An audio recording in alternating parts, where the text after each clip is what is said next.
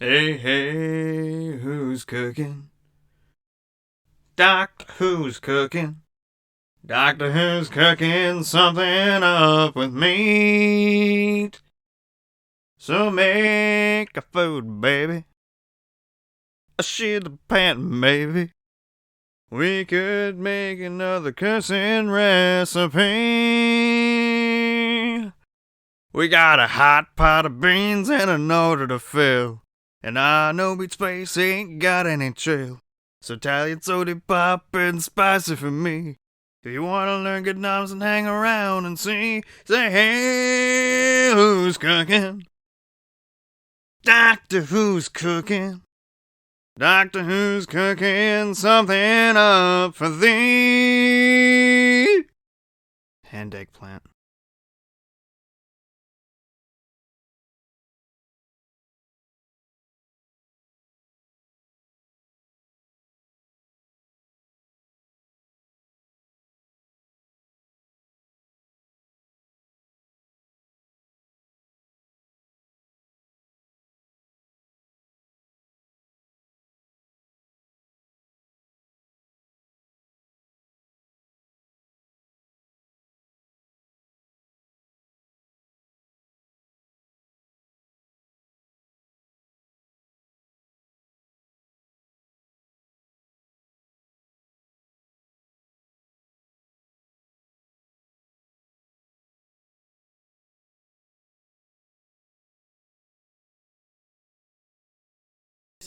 Oh, hey, hello.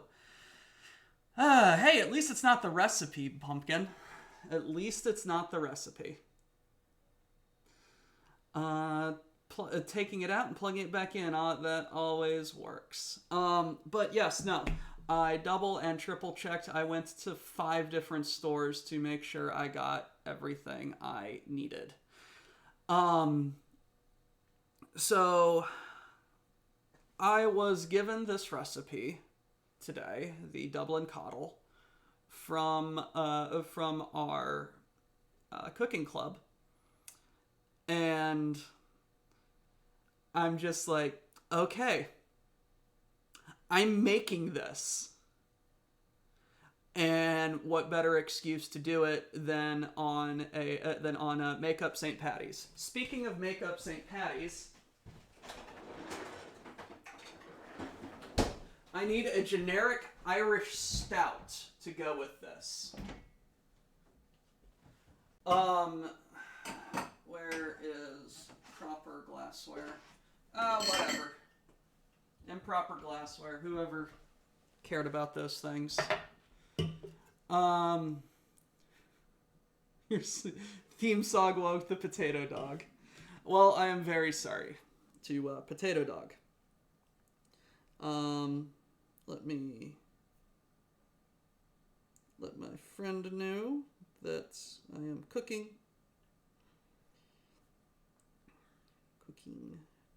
today.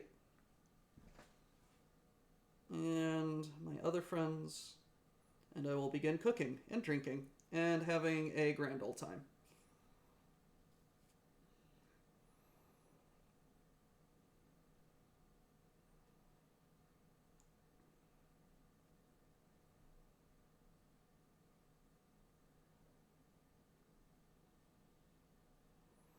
Alrighty, so it is okay. He is now having puzzle time.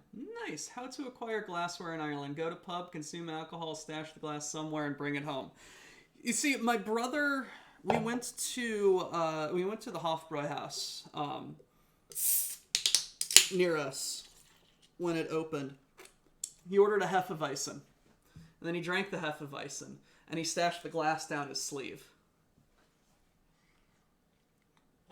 Let's give that a little minute.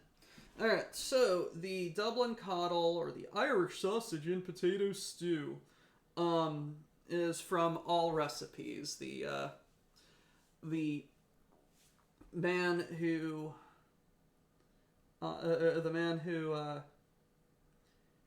put this recipe together is named Chef John on All Recipes. He did a pretty funny. You know what?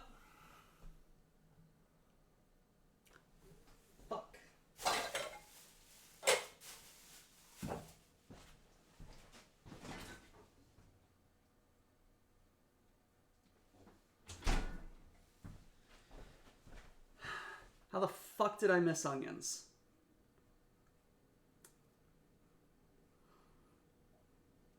How the absolute fuck did I forget onions? I wrote everything fucking down.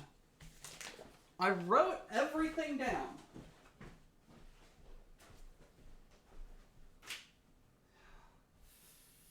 Fuck.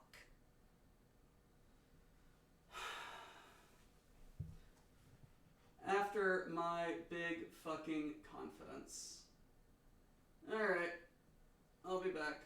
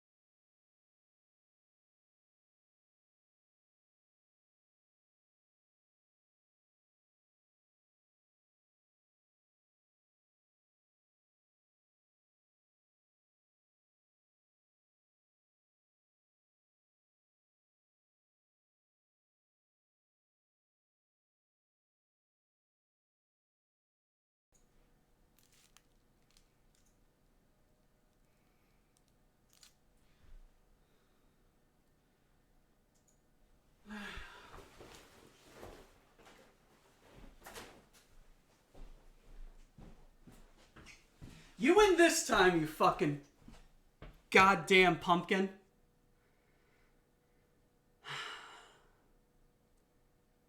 You win this time. So, I wrote down the recipe. I wrote down everything I fucking needed. Forgot to write down pumpkins. I woke up at early o'clock to get everything that I wrote down. And I got everything I wrote down, but I didn't write down no fucking onions, so I didn't get no fucking onions. Hey, what's up, Poop?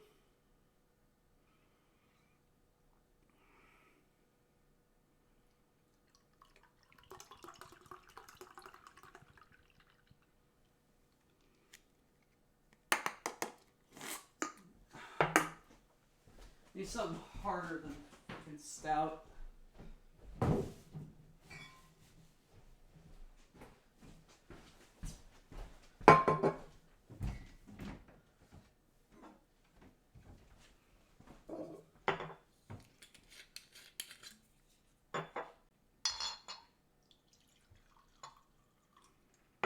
Alrighty, now we're ready to cook. Okay, also, for the benefit of Poop Slayer, is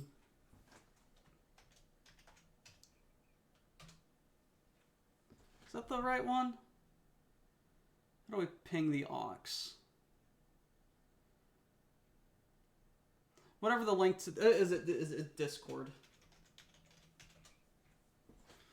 Yeah, there you go, Poop. That is the auxiliary. Go ahead and join that if you feel like it.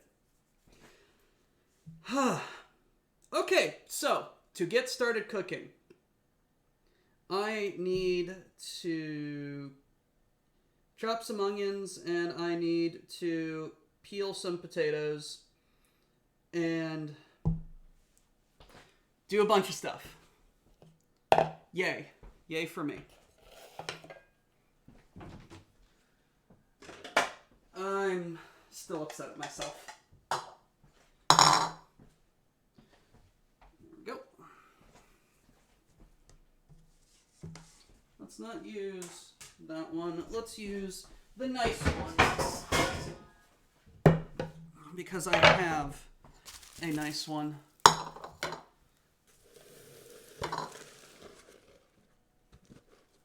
Yeah, I'm sorry, Diggs. I made a fucky wuck.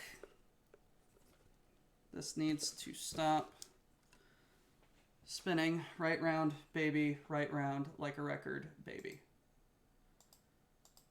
There we go.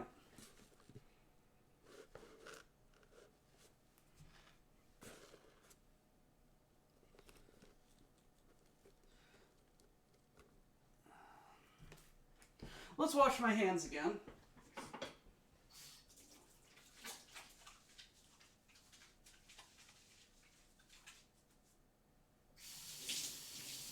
And actually properly get started on cooking. I have returned. I am making curry with leftover roast chicken. That is the best kind of curry. That is the best kind of curry. I may have to roast a chicken, if only to make leftover curry with it. Rampaging Weasel, thank you for the follow. We very much appreciate that. Welcome to the WBPL, where I fail at cooking. We also play video games sometimes.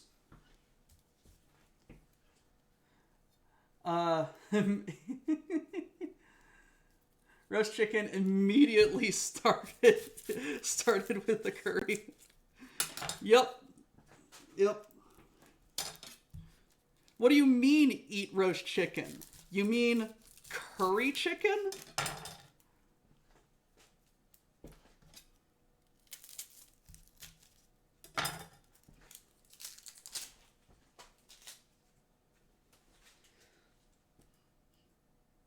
No, I had a good St. Patrick's with my dad. I was a little late to lunch. But I made it, and I had lots and lots of corned beef and cabbage, and drank a lot of alcohol. Responsibly, mind you. I drank it responsibly. But Dad and I had a good time. We watched Darby O'Gill with Sean Connery lip syncing, and watched Quiet Man, and that was very fun. Then we watched what the hell did we watch at the end? We watched the Pickwick Papers. Not Irish. In fact, it was English. It was a movie based on the Charles Dickens book, The Pickwick Papers. About a band of bumbling buffoons, basically.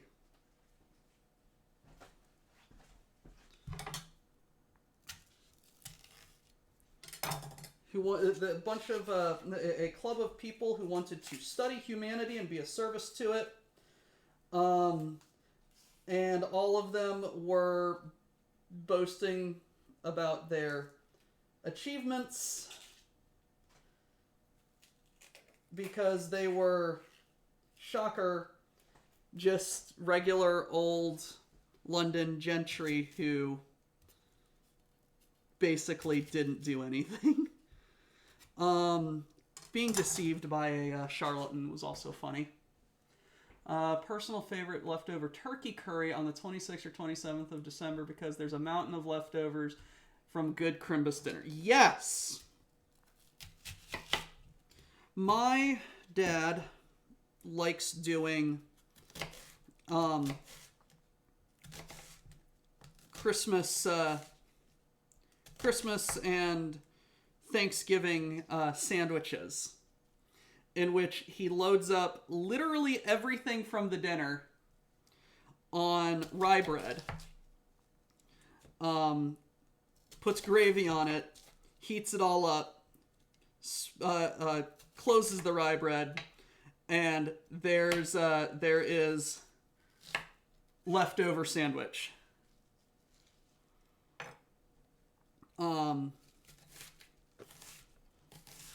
It's very good. Hey, what was one of my first quotes about something about onions, right? Who's cutting onions? Oh, I am. I'm cutting onions.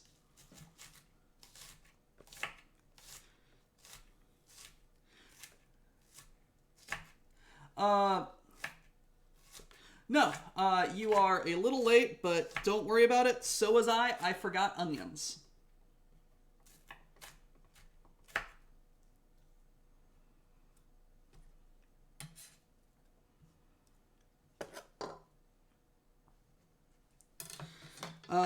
Don't worry. It's normal here.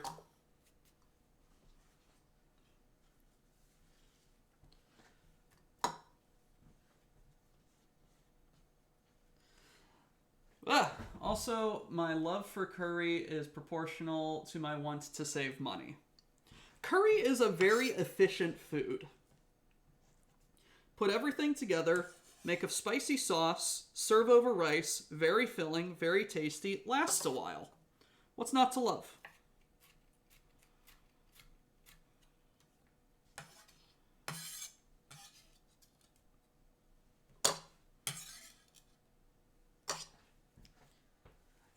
Hey, what's up, German?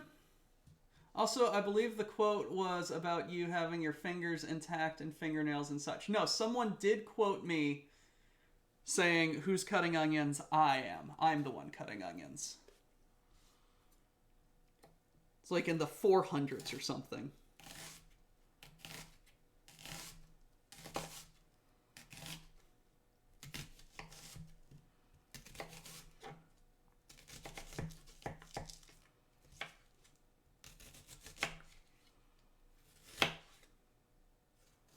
It was like one of my very first quotes. Alongside something about, I have been bamboozled. About, Mass Effect. Curry absolutely does not last, though. No matter how much I make, there is never any left over.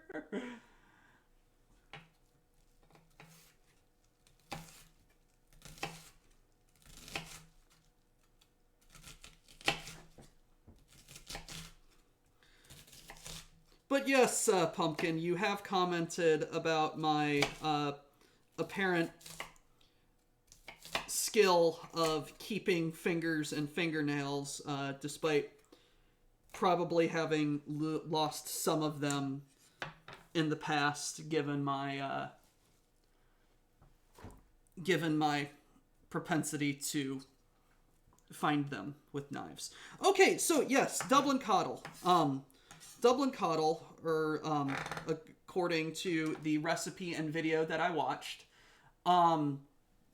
is an Irish stew that was according to folklore, given by Chef John in the video, was made by the spouse that stayed at home while the other spouse was out drinking.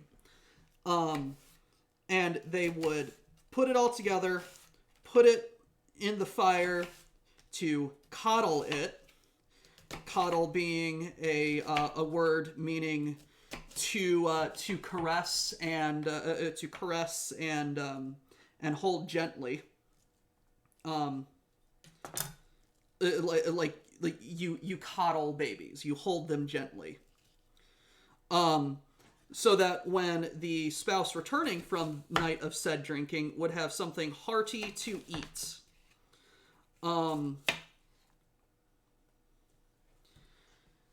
The Dublin Coddle that I am making is a sort of stew with pork sausages and potatoes and bacon and onions, obviously.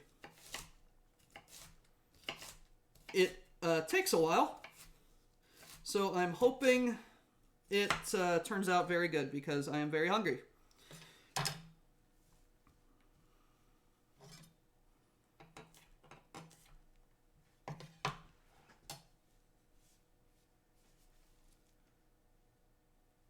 Don't coddle babies. That way people don't hand babies to you. Our resident Irishman, have you ever heard of this?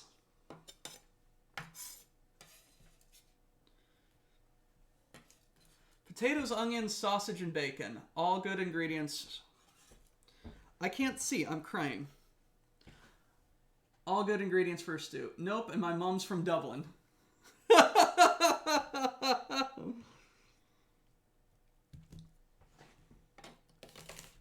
Jesus Christ almighty. Let's take a quick break for some light refreshments.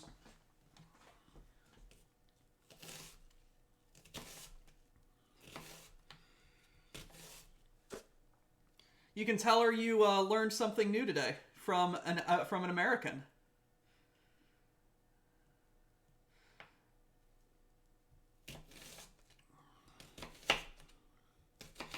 I mean, it's a stew.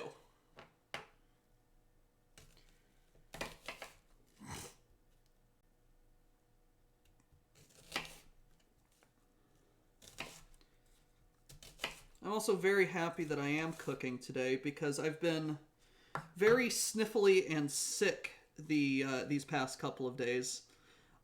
Yesterday, I almost sneezed my nose raw from sneezing and wiping my nose. I have not done that today. Can't smell really good, which may be a problem. But hey, I'm past the sneezy part. 7 dwarf, I am not. Although, if anything, I am grumpy for getting the goddamn onions.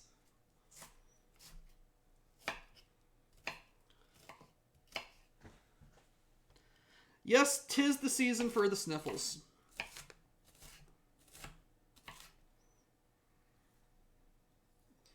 Oh my gosh, I was hopped up on so much Dayquil this week. Sounds like the reason behind cassolettes. You get it going in the morning so that it slow cooks while the family is in the fields, and when it's done, everyone gets home.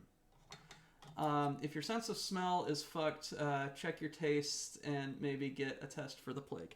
I have. It is not the plague. It's just nose troubles.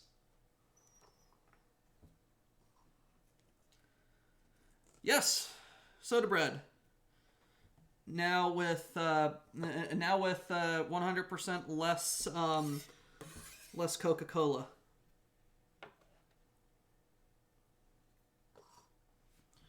Gonna redeem myself for the last soda bread I made as well, because last soda bread I made was a little doughy in the middle. Wasn't very good. How's it going, Mad Ducks? Alrighty.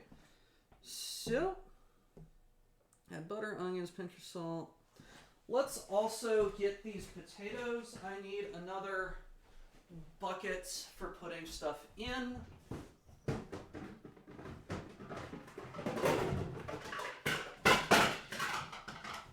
Those bowls belong on the floor now.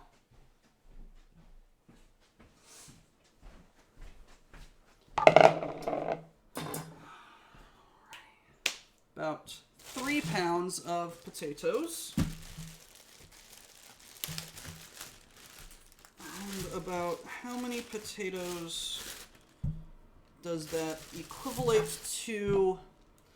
Almost all this bag, probably. That sounds like what a secret plague ninja would say. Good, because the plague can screw one's sense of taste, and that would surely make life not worth living, or an unclean one. True. We can't say. We can't see if there's an unfathomable maw in his stomach with that shirt on.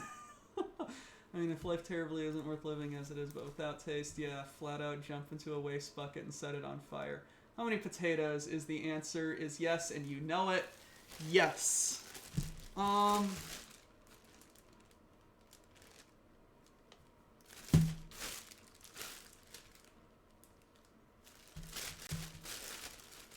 am I doing?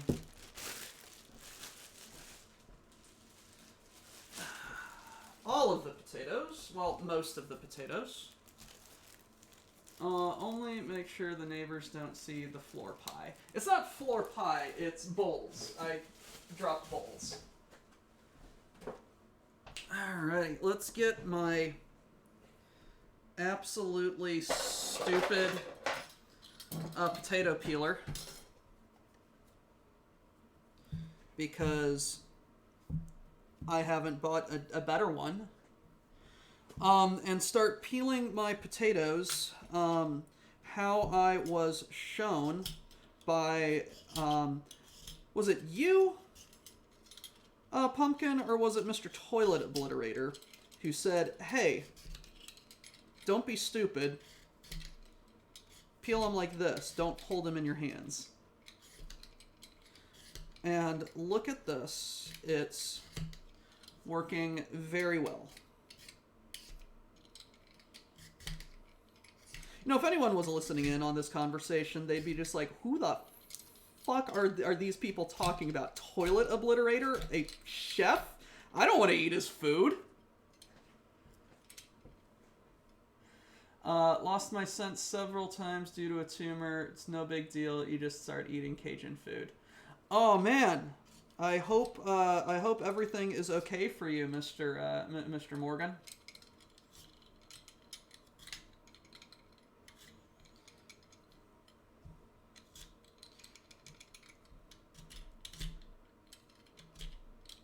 I love potatoes. You can just cut out the bad spots.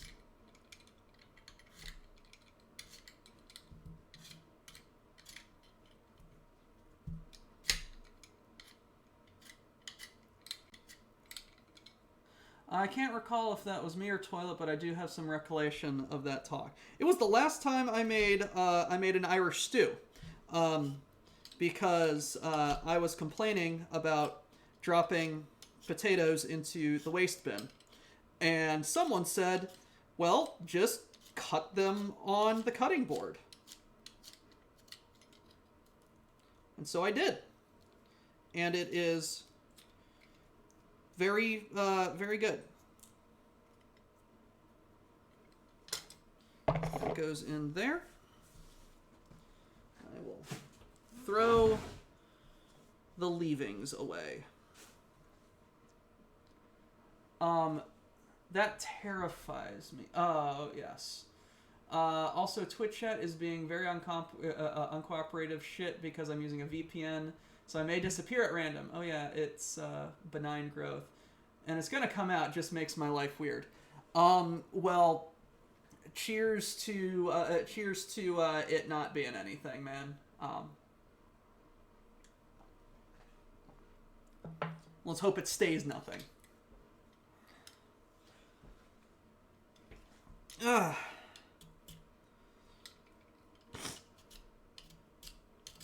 I had a benign tumor once. It ate my hearing bones.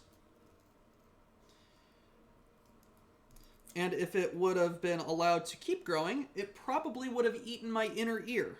And I would have been very disabled because I wouldn't have had a sense of balance and couldn't walk. Probably have very, very bad vertigo for the rest of my life. Very glad I only am now partially deaf.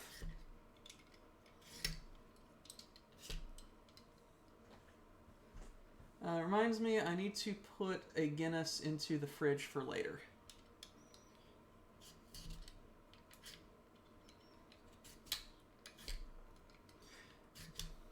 Always have some emergency Guinness.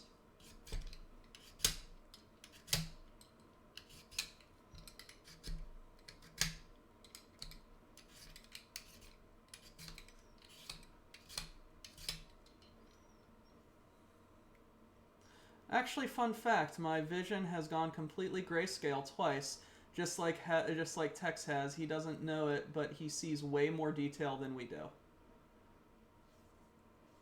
Not bitter, that other word. The trick for... I tried Guinness for the first time a couple weeks back. It's much more bitter than... No!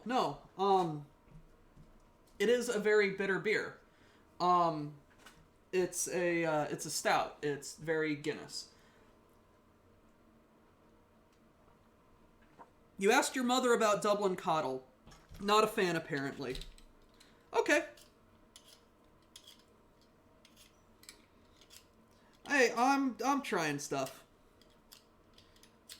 And if it's shit, hey, it's a stew.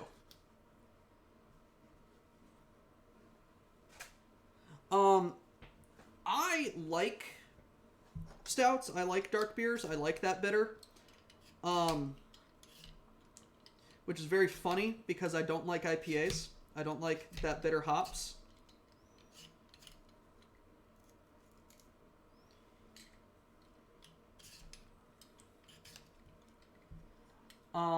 What do you usually drink? Hey, there's food I love, she hates, vice versa. Taste varies. I just want to let you know it's legit. Stouts are good, IPAs are shite. Science! If you are Canadian, I would suggest trying Richard's Red instead. You may enjoy it more. Killian's Irish Red is my second favorite Irish beer. It is very good. No, not Killian's. Smithwick's. Smithwick's is very good. Spelled Smithwick, pronounced Smithwick.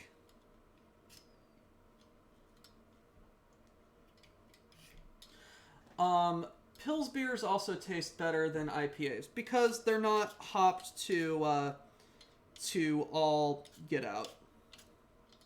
IPAs are traditionally shit beers.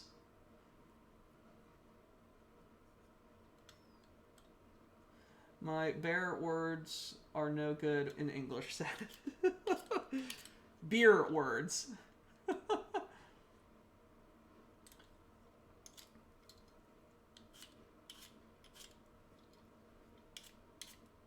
One of my favorite quote-unquote beer cocktails is called the Blacksmith.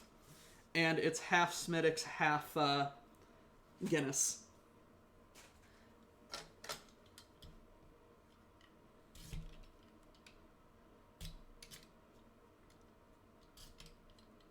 No, but Pils lagers are traditionally brewed a bit sweeter.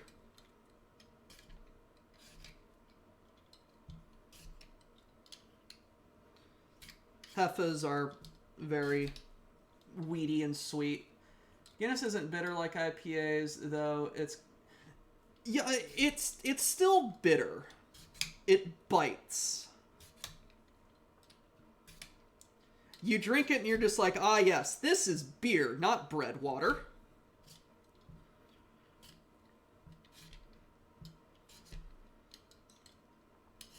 Although how I like in The Quiet Man, the only beer anyone drinks is porter.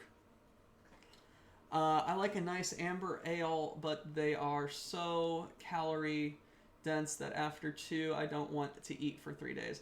I've always been a fan of a snake bite. It's a specific mix of brands of cider and beer, which get you drunk from the feet up, strange and amusing at parties. Well, beer is liquid bread. That reminds me, there used to be an Austrian village that was called Fucking, and they brewed a beer. Guess what they called it? Fucking hell. IPAs, the P in IPAs equals piss. For anyone who is not aware of the invention of IPAs,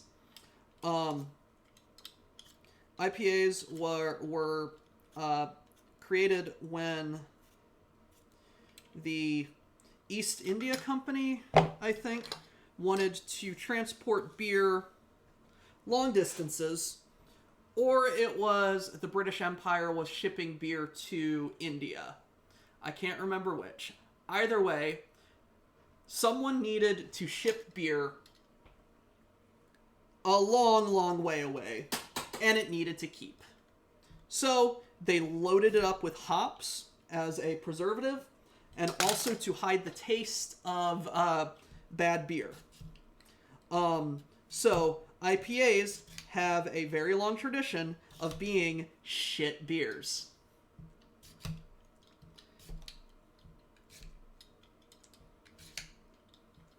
That being said, there are some good ones. They're very few and far between. A few snake bites and someone will try to get out of their chair and their damn legs won't work. IPAs were invented when a hipster put a barrel next to a urinal at a brewery. It annoys me at how we got the boom and bust cycle of hops production in the U.S. so that when the hops are plentiful, everyone thinks they need to go overboard with them. Doing something horrible to mask poor planning in food must be the Brits. I joke, but it only barely. No, IPAs are exclusively the Britain's fault.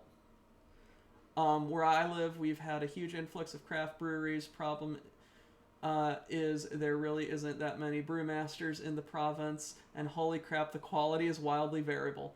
After that history lesson, I am surprised why hipsters started gawking over IPAs and not stouts, ales, pilsners, hefes. Because IPAs are very easy to brew.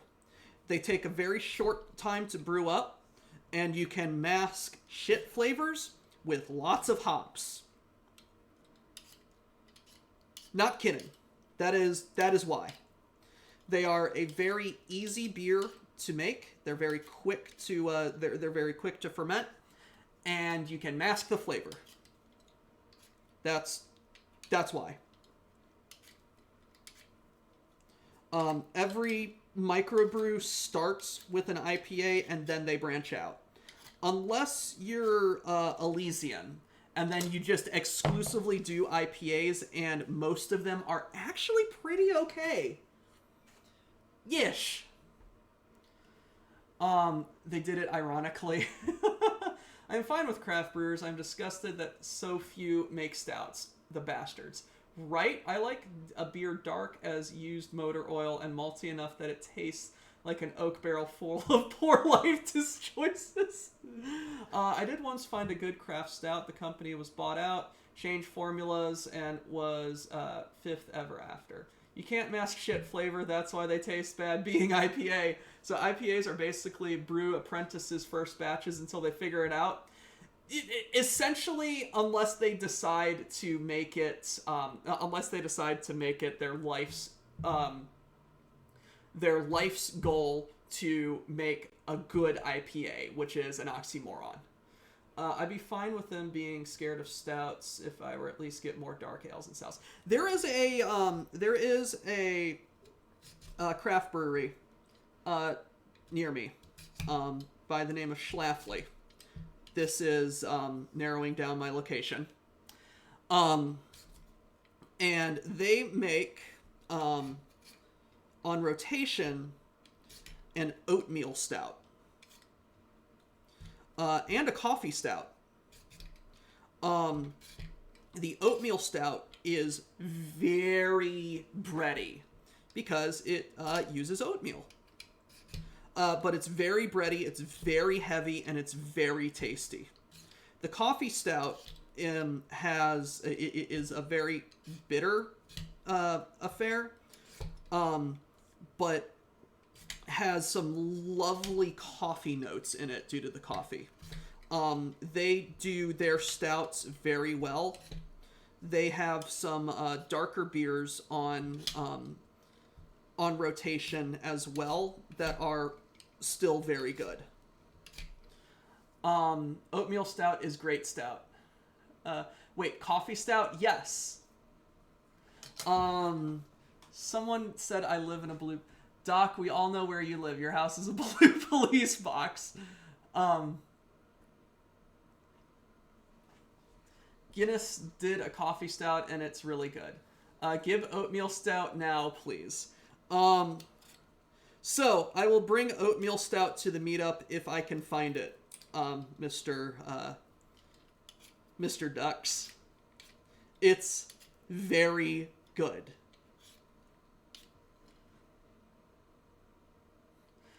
Samuel Smith's is everywhere. Never heard of it.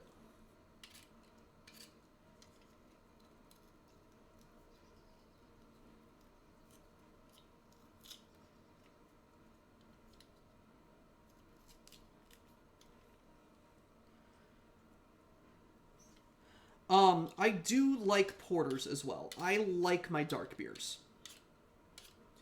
I like drinking bread.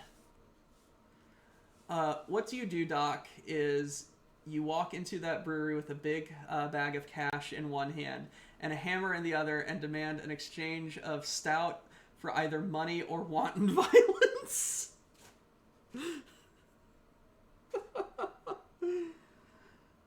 That would just prevent me from getting any more beer.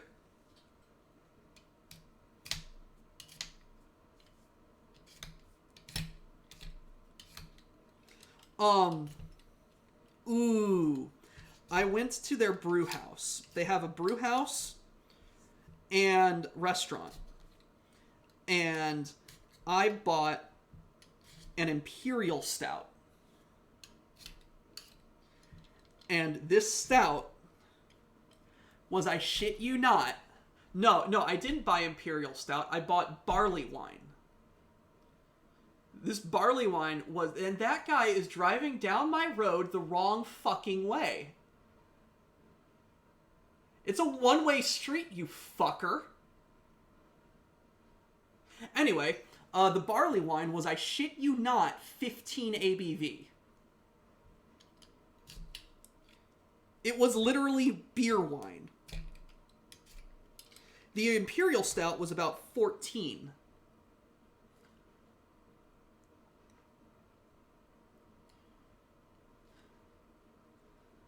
I'll fill the bag with Monopoly money.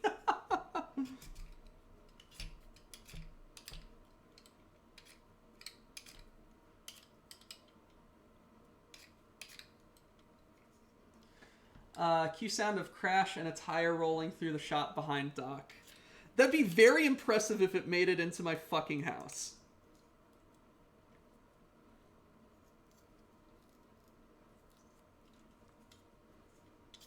I'd honestly be impressed.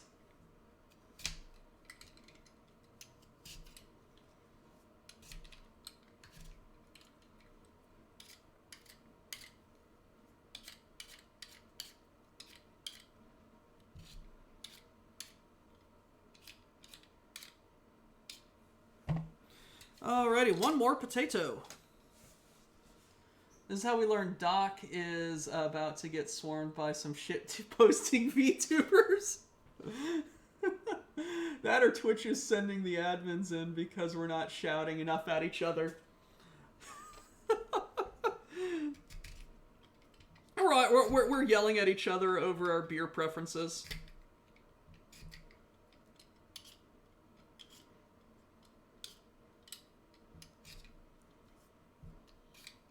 Speaking of, let's have some Tullamore Dew.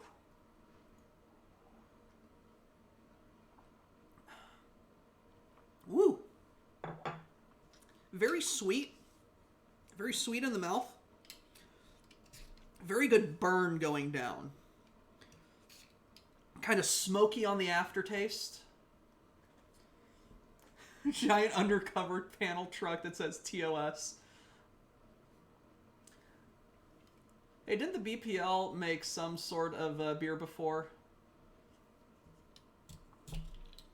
I don't know. I don't know if I want to get into microbrewing and do a small segment in here, because that's a rather large initial investment. And there's only so much that Diggs will let me write off as a BPL expense. Although, if I do make it and bring it to the meetup, that would be very funny.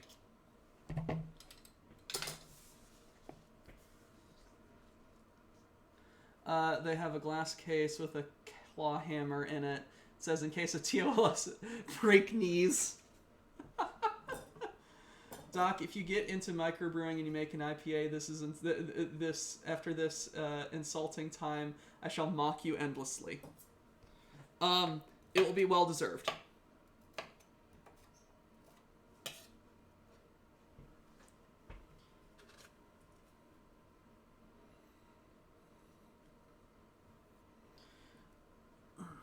Okay. I think I just need to cut these in half.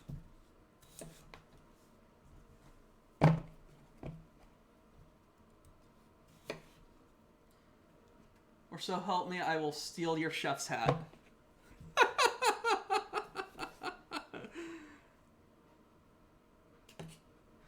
Consider trying microbrewing just so that I had something I could do with my apple tree.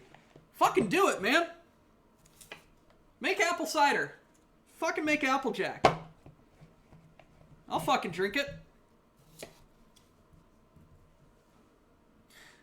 Should I cut these larger ones in half again?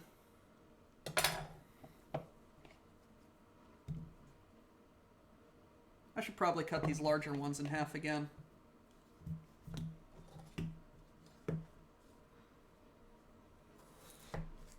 They still need to be chunked.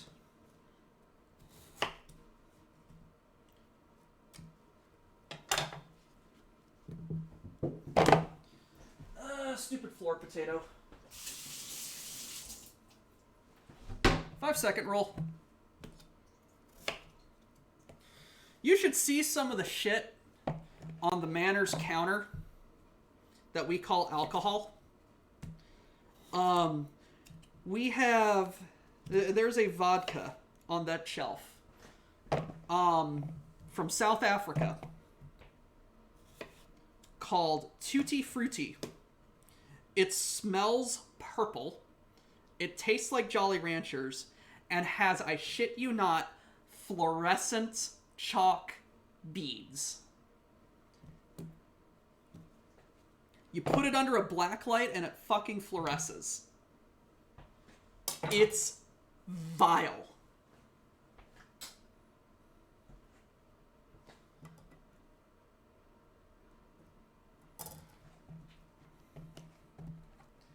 Dr. Destructo had some and was affected. Beans had some and was affected. I've had about 350 individual beers. One of my top 3 favorite beer that I would sit and have one every night for a month before I even started to tire out is the Dragonhead Stout, made in Orkney Brewery, and is a generally goob experience. Absolutely the most. How vile on a scale of 1 to Marlowe? On a scale of 1 to Marlowe, let's see. IPA. Marlot? Or Malort. I have no idea what that is. That stuff was not meant to be consumed by organic creatures. It looks like a Jolly Rancher glitter bomb and smelled like alcohol mixed with Elmer's glue. I have never heard of that, Samurai. I've never heard of that. Alright. Is everything chopped? No. Parsley.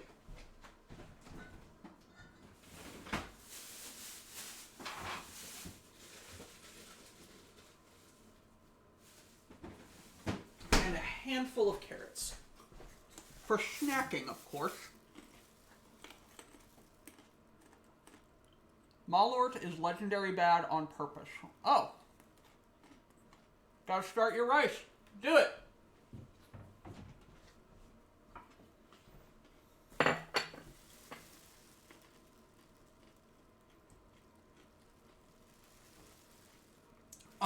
Samurai. I am going to be in Chicago in May.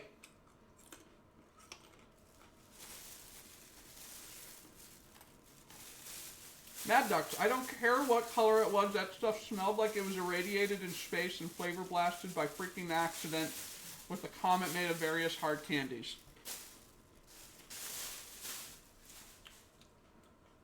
Mad Ducks.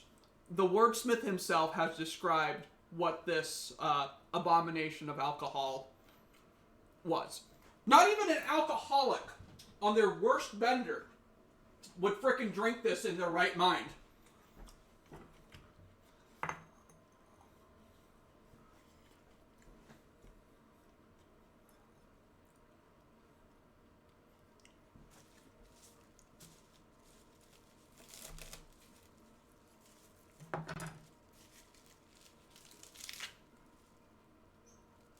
Just get all of these leaves, basically.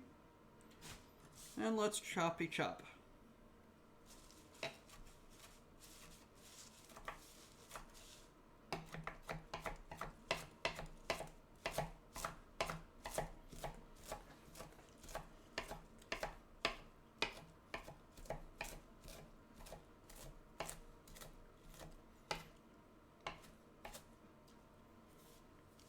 No.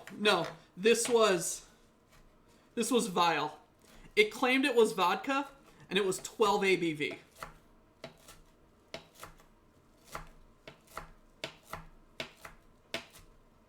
We saw it on the shelf, unopened, and thought,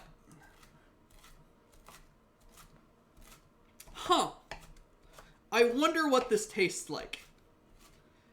And Sushi Destructo, mad lad that he is, decided, I will take a swig of it. And he said it tasted purple.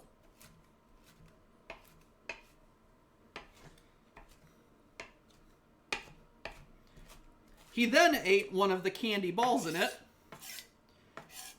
And I don't know if it was due to his sensitive stomach eating bread or something, or the actual alcohol, but both him and Mr. Bean got very affected by it.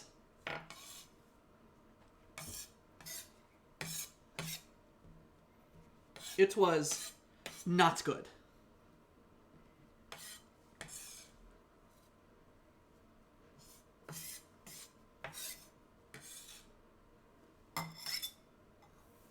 get... Come on. Come on, parsley. Someone just subscribed. Mr. Oxygen Gaming. Hey, what's going on? Meet soon. Let me clean off this board. There we go. Everything's chopped. Let's get some bacon. All right. I need 8 slices of thick cut bacon, which means I need 10 slices of thick cut bacon. 2, 4, 6, 8, 10.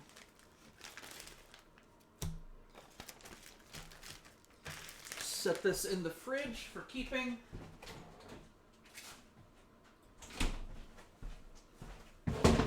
And I will start the choppies. Let's get the meat cutter.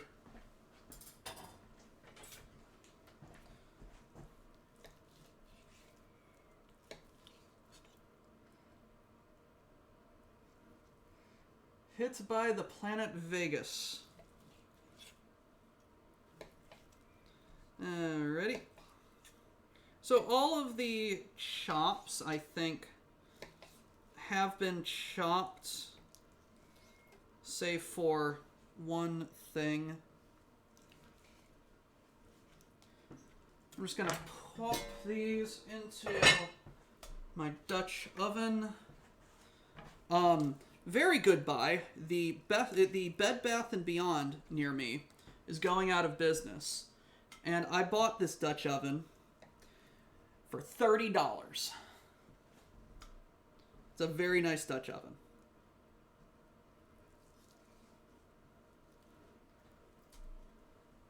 I should learn to cook more, to be honest. It's very easy. Cooking is easy. It's just a bunch of little steps that you learn over time. And then eventually, big things don't really scare you anymore. Is there a lot of fat in bacon? Yes. Bacon is pork belly, basically. There's a lot of fat in it.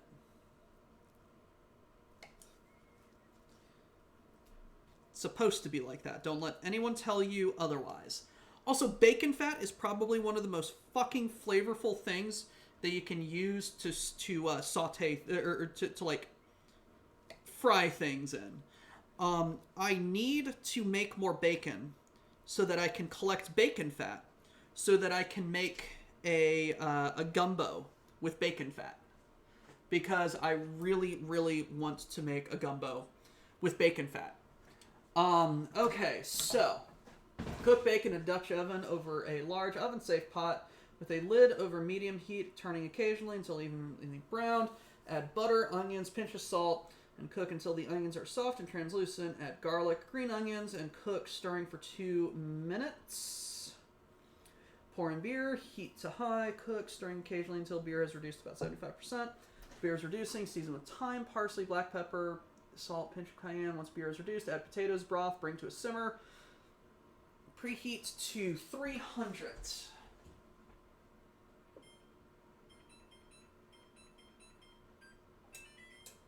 Sweet. Sausage. Okay. Look at me. I'm making culinary mistakes in that I am going to cut veggies on a cutting board that I just cut meat on. I am an idiot. He speaks the truth. Really missed their chance to name it sleeping chamber, bathing chamber, and more besides. Purple, are you sure you haven't been the victims of Canadian propaganda passing him off ham as bacon? Now the rice is cooked. Rendered fat is absolutely wondrous. High heat, flavorful way to start any saute or roux. Doesn't even take much. I am from Europe.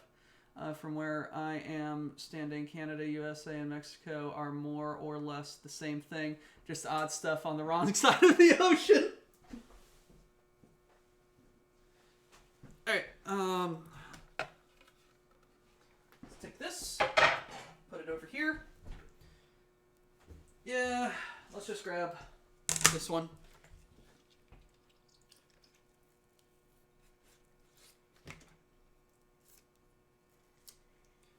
Yeah.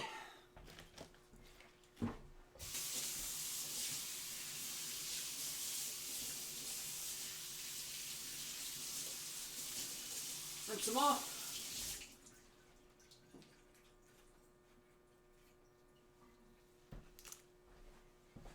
Alrighty, let's cut off these nubbins.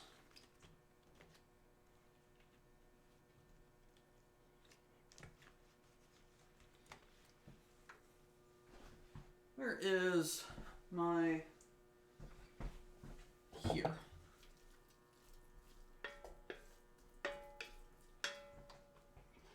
There we go. Where is my knife? Here we go.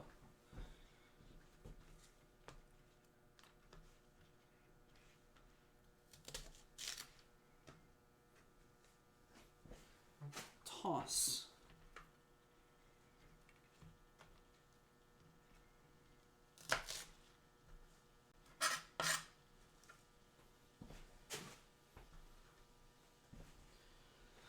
Alrighty.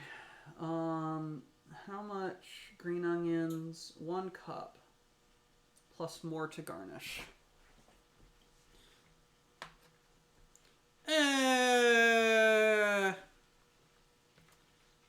Yeah.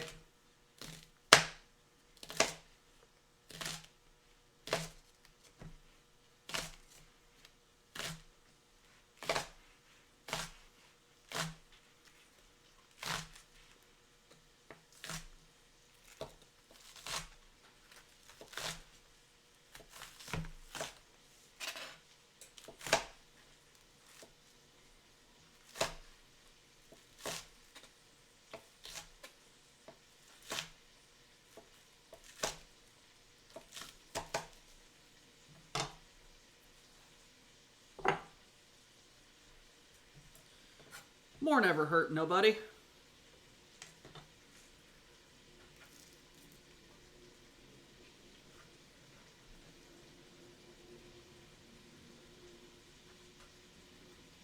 Sounds like practice has made me perfect. Yep.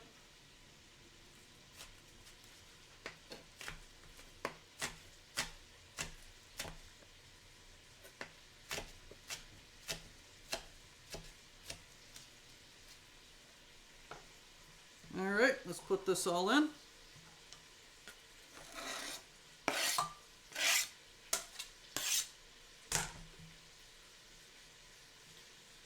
And set that aside. Set these aside. Move this a little bit over here. Move these as well. And then move you guys to look at the bacon. The tasty, tasty bacon. What is the purpose of being? To eat and to cook and to have fun.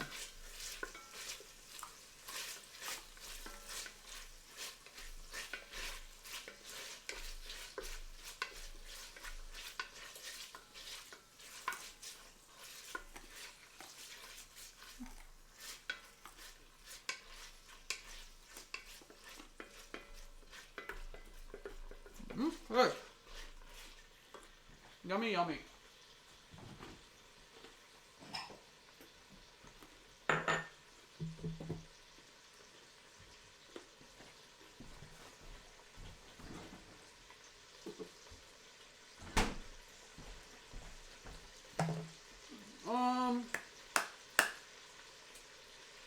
Garlic. Recipe says 4 cloves. I say more.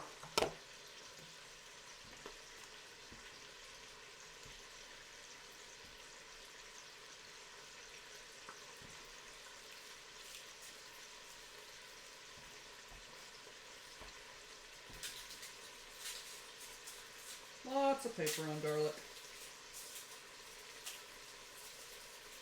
Ooh. Get out of there.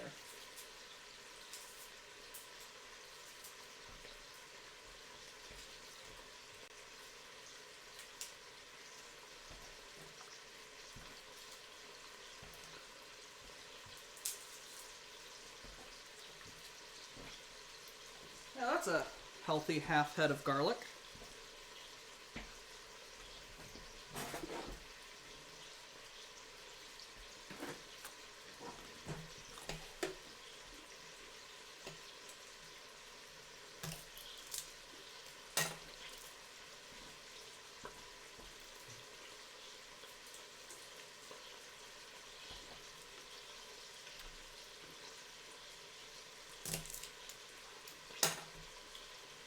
How's chat going? How you guys doing?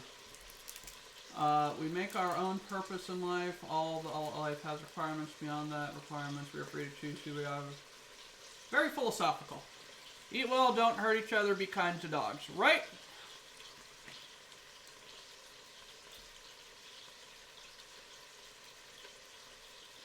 As with all spices, really, like when did you ever see a recipe that adds enough salt?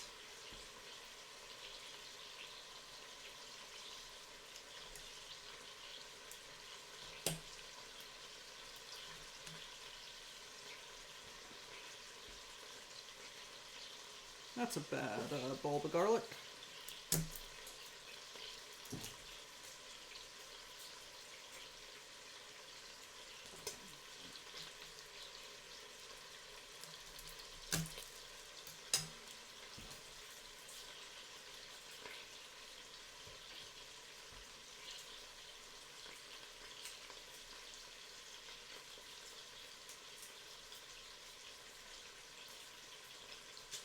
You know what? Screw it. We're doing the entire goddamn head of garlic.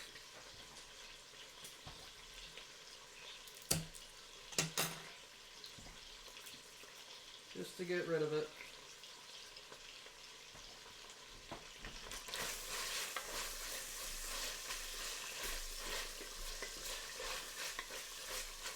Okay, I can smell this. Chef Legionnaire, what's cooking? I'm making a stew called Irish Coddle. Or Dublin Coddle.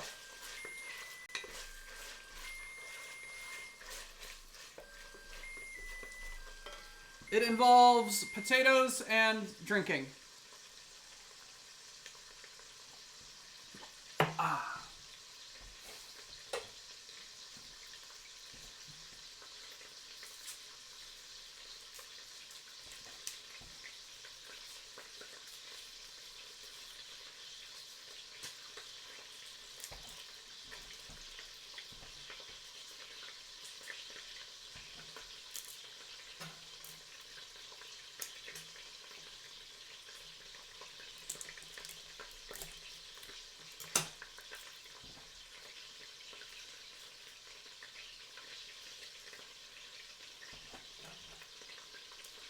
And I'm just letting that bacon cook for a little bit. And then I will begin adding more stuff to it. Because more stuff is always better.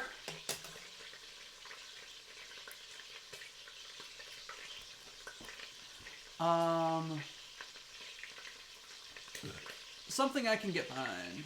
So many years ago, I was in a handwritten cookbook, which also had such terms as cook twice the amount of bacon required to have snacks as the sauce simmers, without ever specifying the amount required.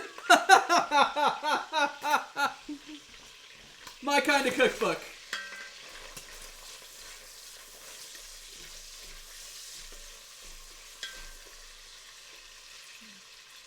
Need to get a fan over here or something.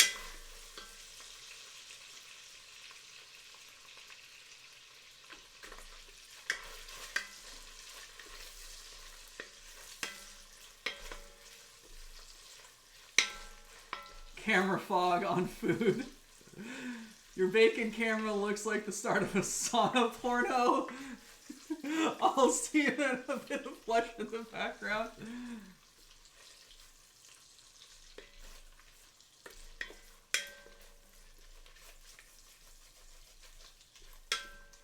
Let's turn that down a little bit. Almost ready with the garlic.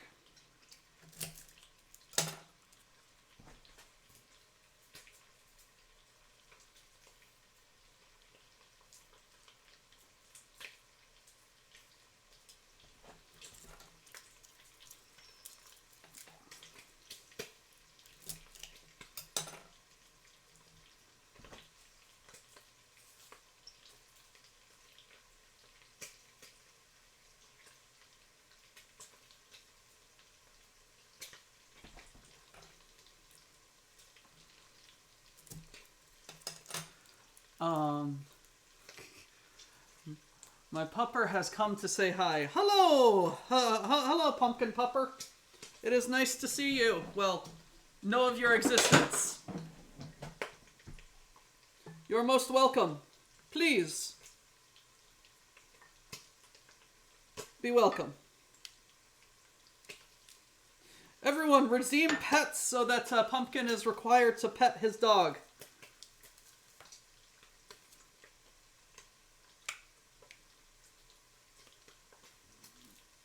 I cannot, for Watson is at work right now.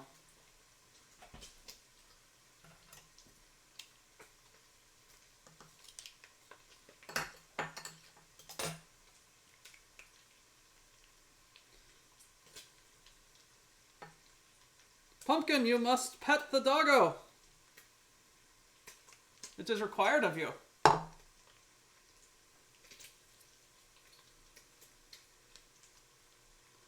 Give her all the lovin's.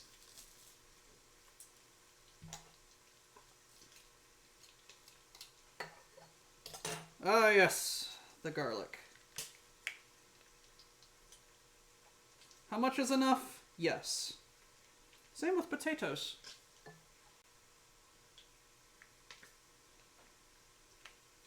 As astutely pointed out by Mr.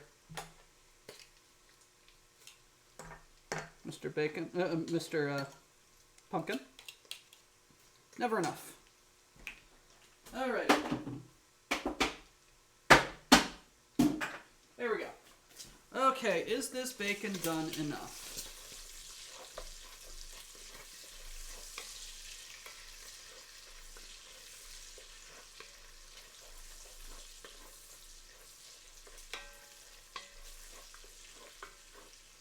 I would say yes. I don't know. Maybe a bit longer. Ow! No, it just bit me. It's done. Drown my sorrow. Responsibly. With alcohol.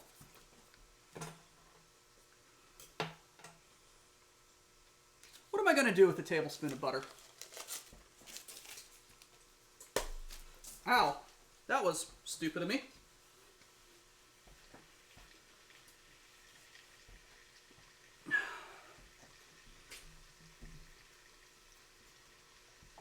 What am I going to do with a tablespoon of butter? Burn myself with it.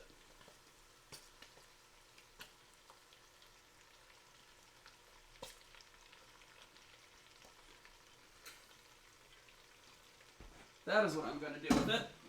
Ow, that actually really smarts.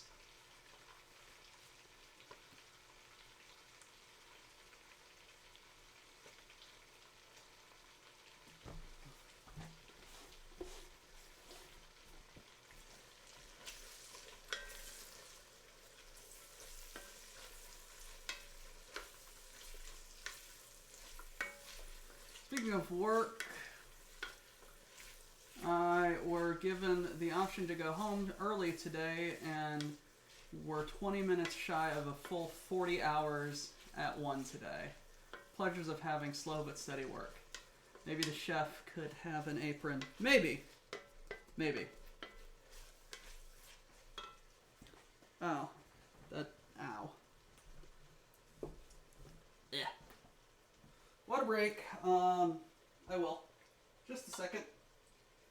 Does the water have to be pure water, or can it be bread water? Screw it, it's bread water.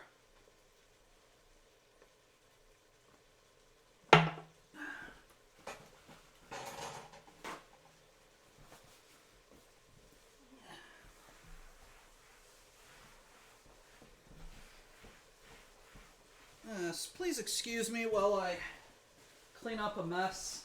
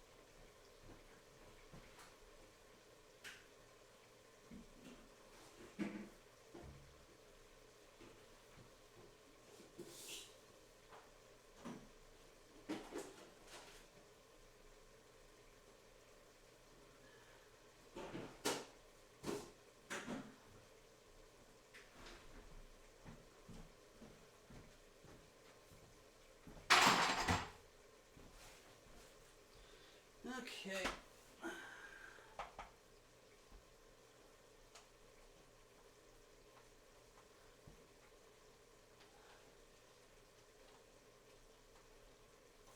There we go.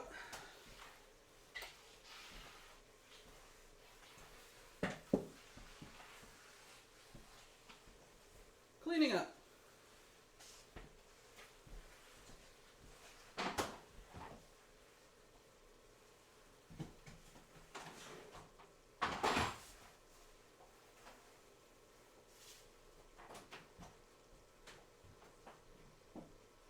Okay. There we go.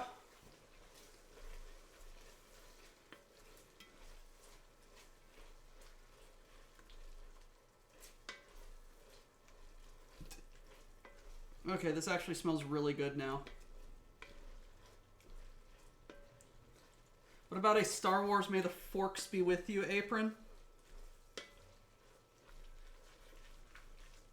That may be acceptable.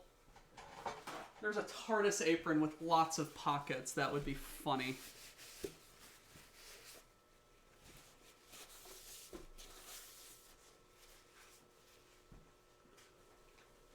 And now my floor is very wet.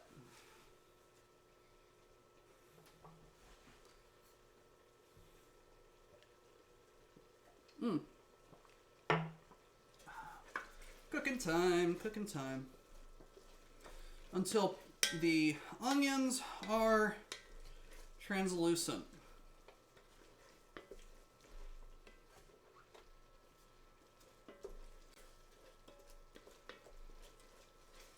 Then we are going to add in, oh, and a pinch of salt.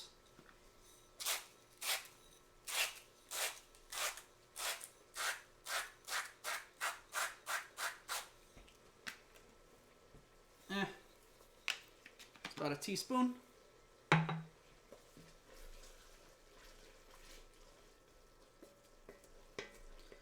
Little salt never hurt nobody, says the man with high blood pressure.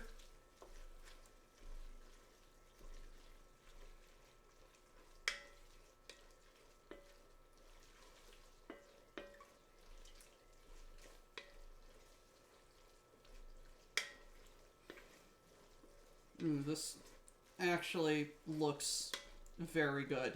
Smells very good too. Very, very happy with the smells that I can smell.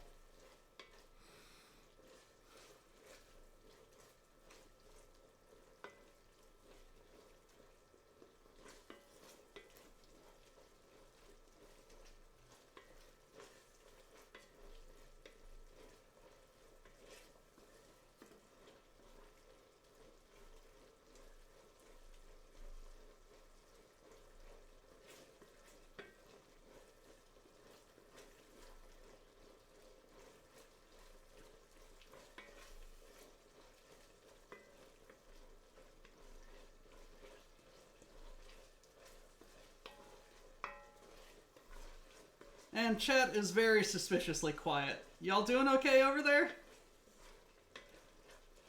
Or are we just enjoying watching me stir a pot of onions and bacon?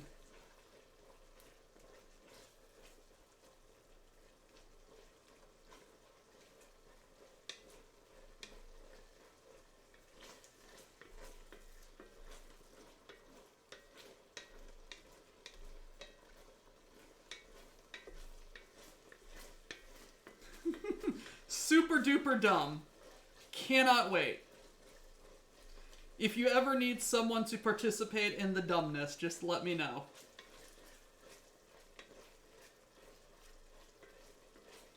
Cracking open a beer, very nice. Carving out the squick-free corn Thursday conspiracy rant from last night.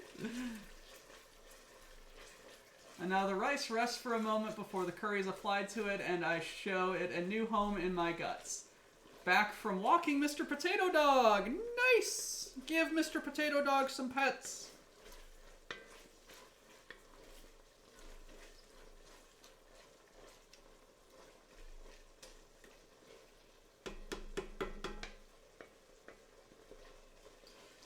How do you think? How do you think? I think enough. Alrighty.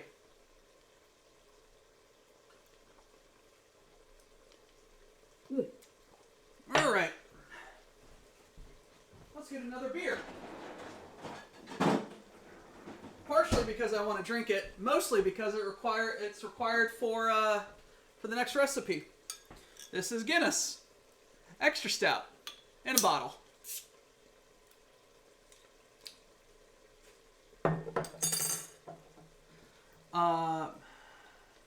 What the fuck is Free Corn Thursday conspiracy rant? Did you hear it? I did not. It was either this or not hear this either, and I'm intrigued. I did not get done with D&D until very late in that stream. It was an epic rant. Guinness is good. I may have several tonight. Alrighty, so how much beer? 1 cup. Where is my cup?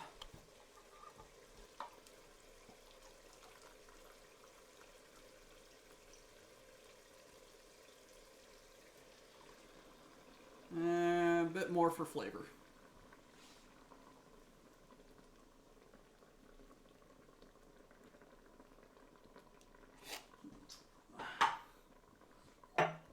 Alright, let's add the rest of this to my glass.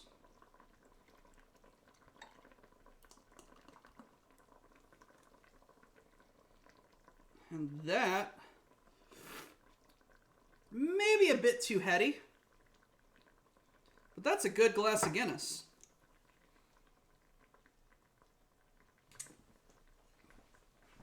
I'm gonna need this for buttermilk. Speaking of, I should probably put that in the fridge. Alrighty, so beer, garlic.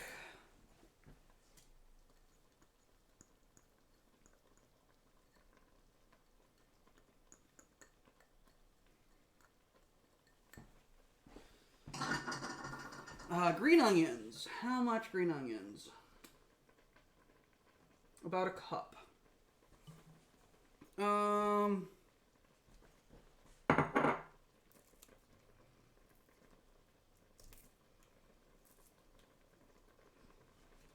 a cup.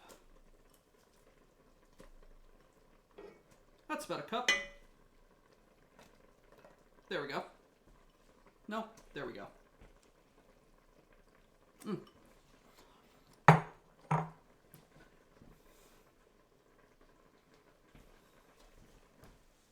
Here we go. Now the beer has to reduce.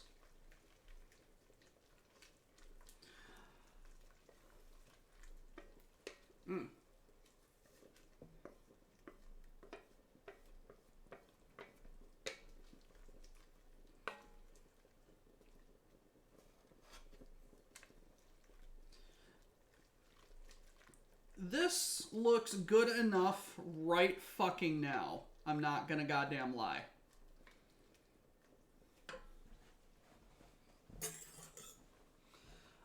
until beer has reduced by about 70%. While the beer is reducing, season with thyme, parsley, black pepper, salt, and a pinch of cayenne. I grabbed my cayenne.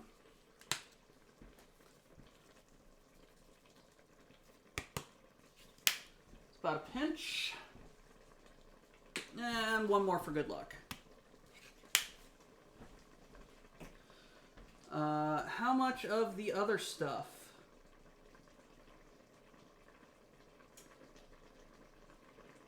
Tablespoon of fresh thyme.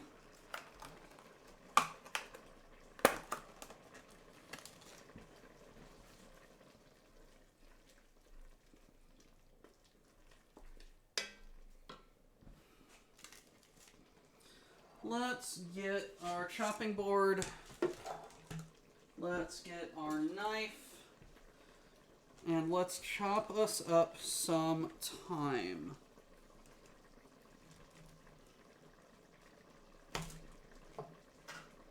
Smells like grass.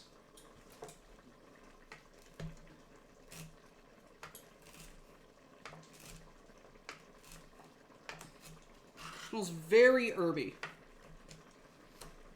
Which I am very glad, because it means I'm fucking smelling.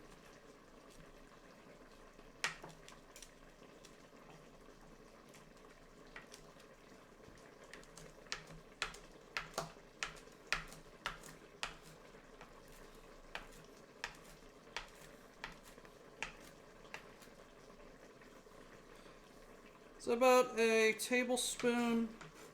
That's more than.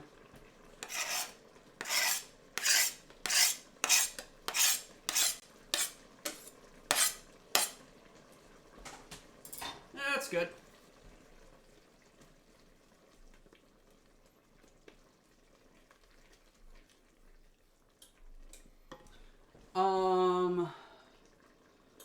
Quarter cup parsley.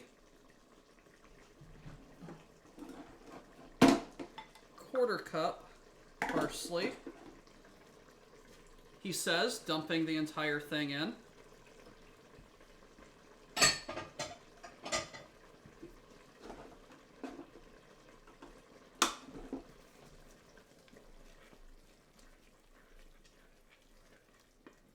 The smells coming out of this pot. The smells coming out of this pot are absolutely divine. The bacon and the onions mixing with Guinness.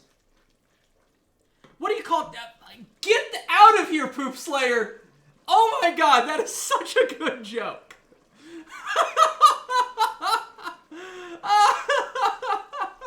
That is a good joke. That is a good joke. Chopped thyme, epochs. Or epics. I think it's pronounced epics.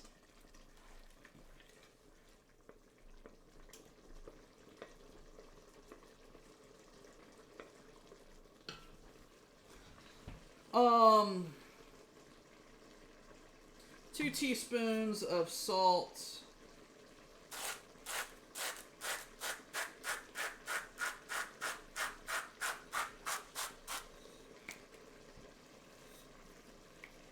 And pepper to taste.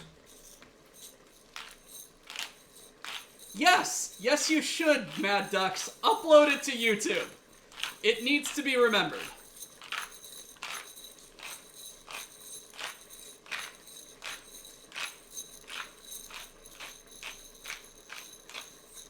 Alrighty. That's enough. Is it? Let's add some more.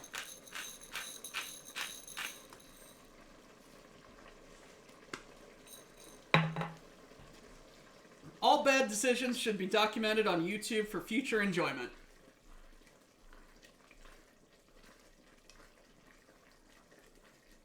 Epic is the European pronunciation and epoch is the American way.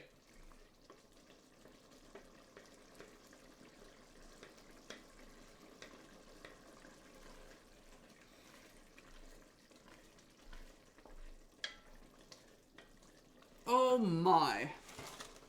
I am very enjoying life right now. I am very hungry, but very much enjoying life.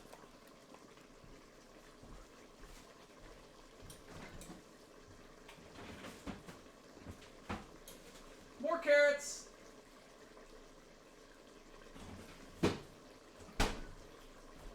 Because why not? It's my stream and I can do what I want to. Sue me.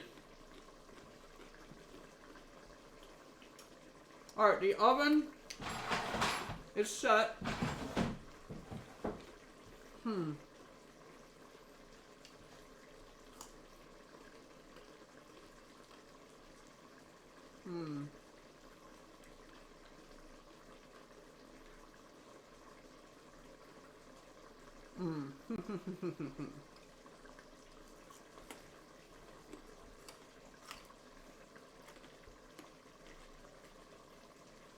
I am listening to madness. Yes, yes you are.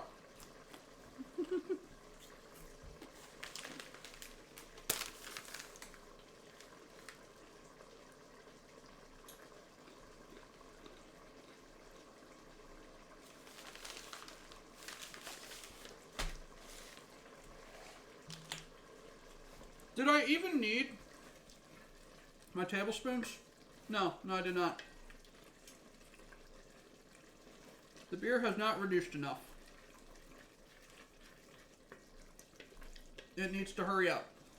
Because I'm very hungry. And this is going to be very delicious. So, according to Mr. Chef John, whom I got this recipe from, he says, pausing to take a drink of beer. This recipe calls for, or this recipe is basically a white stew, which means none of the meat or anything is cooked before adding the stew together. But let's cook the bacon for flavor.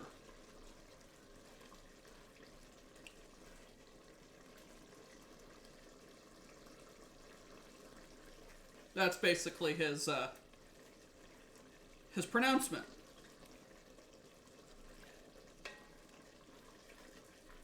Still needs to cook down. While we're waiting for it to cook down, let's get some sausage going. So I tried to find, tried to find Irish sausages. Could not find them. So I just went with beer brats.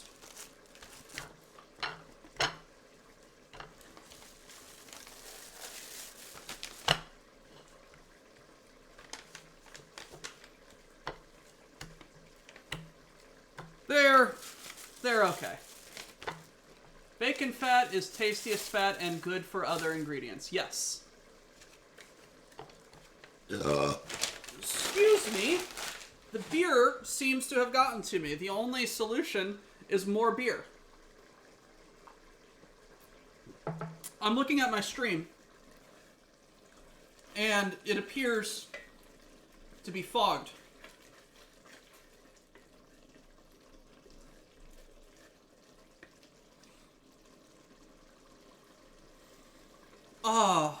Oh man, that beer, that bacon, the herbs, very good. Smells very, very good. Okie dokie. Add potatoes and broth, bring to a simmer. I am going to poke these sausages just to break the skin.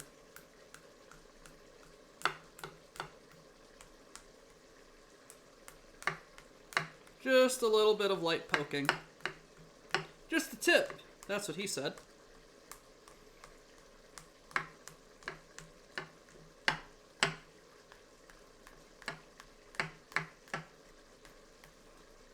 Little did they know, it was more than.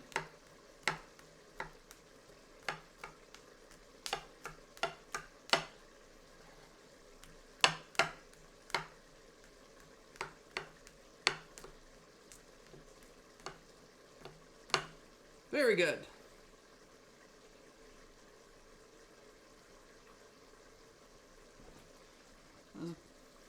As opposed to the leper who says, keep the tip.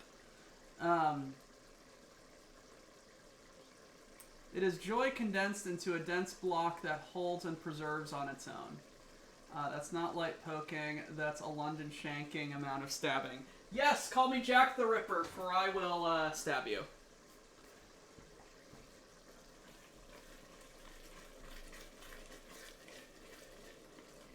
Alrighty. Let's call that...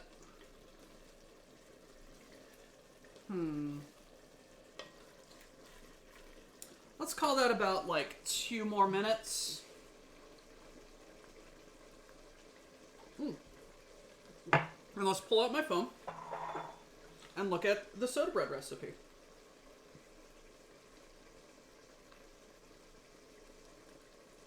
Camp Lejeune, I did not attend. Fucking stop goddamn messaging me about my military settlement when you goddamn know that I never fucking served. Jesus Christ.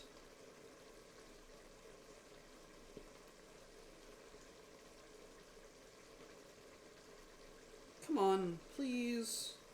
Show it to me. Thank you. 2 cups of flour.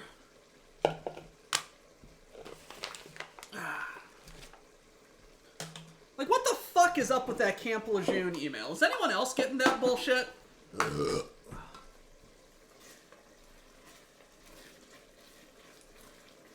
Pretty much German. Ooh, yes, almost.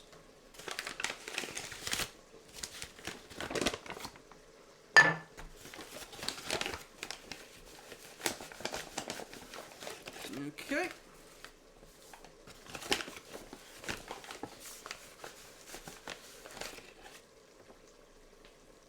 Go. 2 cups of bread.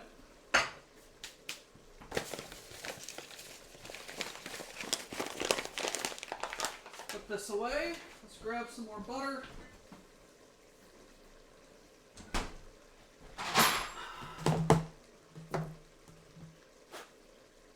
What does the phone say? Phone says a teaspoon of baking powder.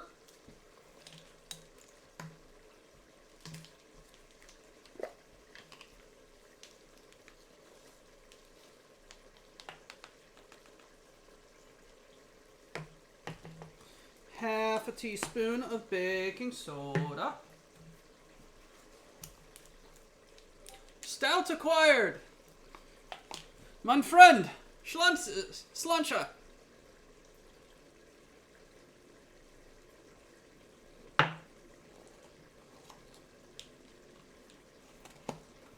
Okay.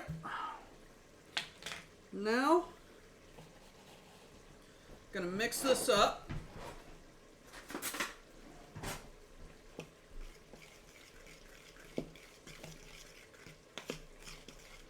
And I'm going to acquire 3 tablespoons of butter.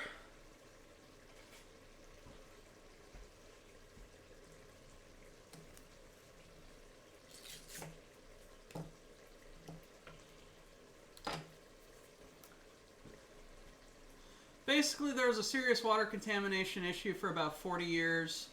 Although how you could tell... Prost, although if you could tell from Jacksonville it was polluted, I don't know.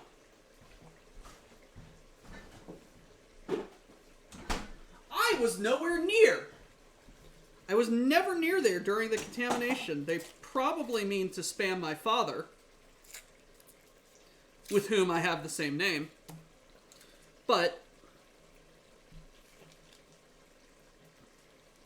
I am pleasantly content to just block their messages.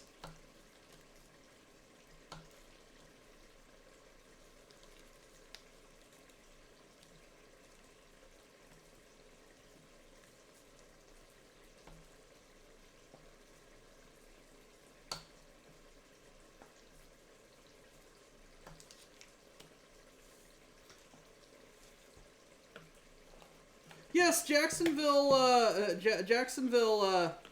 Florida is basically pollution.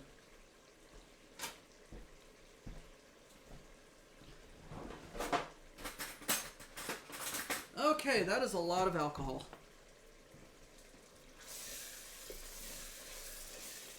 Yes, that is good enough. I probably should have been stirring it more, but that's not burning. That's just flavor.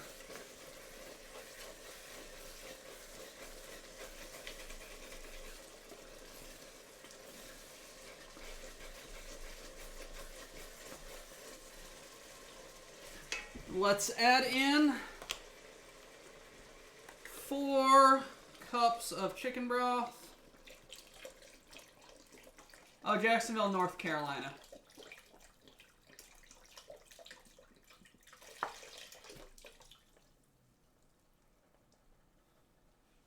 Cleveland isn't quite as polluted now. The river doesn't light on fire nearly as much.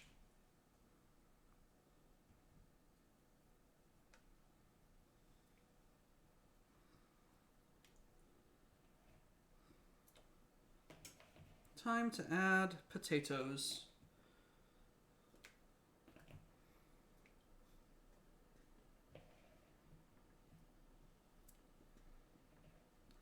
Go in the flavor bath, mine potatoes. Get all the flavor. Yes. I am mildly drunk. I should probably hold back on alcohol for the time being. And or drink some water. Who knows? Let's drink some water.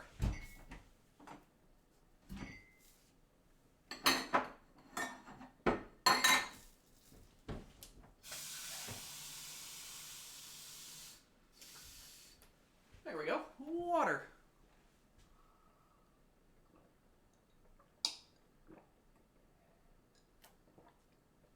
What? Fish pee in water?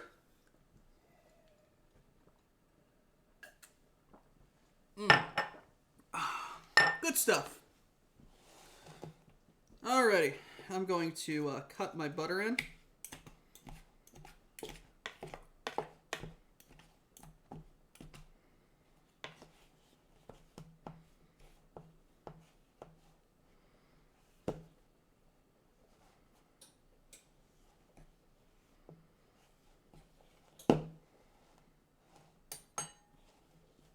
Very professional way of just saying, grab a fork and smush that butter into your bread, into your flour.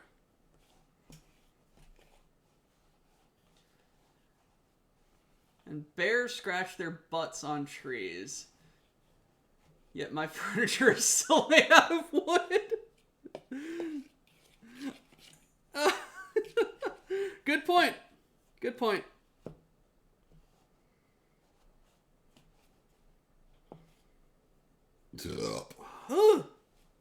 Woof me.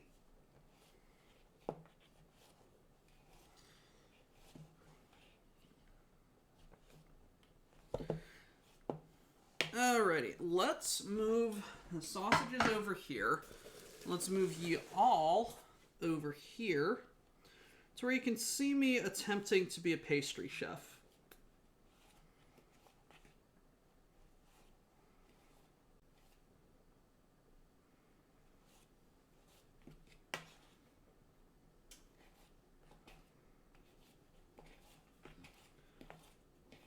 I really need a KitchenAid mixer. That's going to be my next birthday and or Christmas gift, which not coming up anytime soon.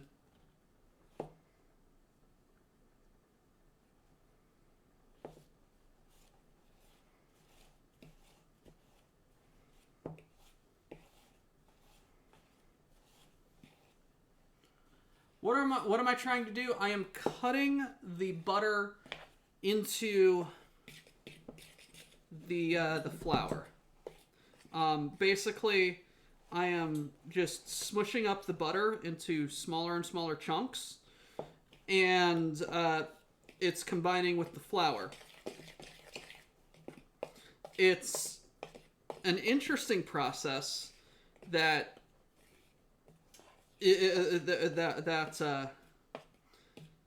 kind of tries to distribute the butter throughout the dough. Grub Fist, love the hat. Thank you.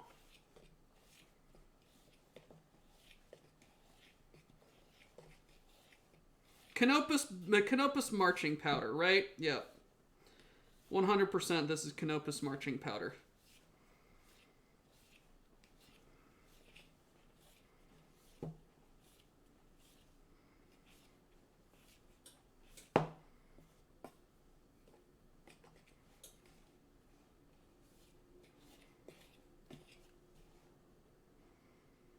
Let's feel it.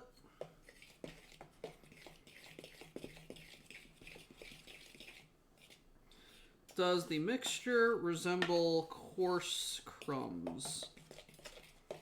Not really.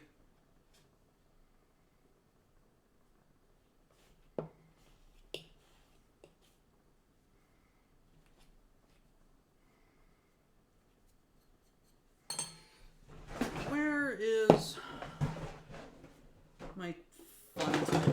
It's right here.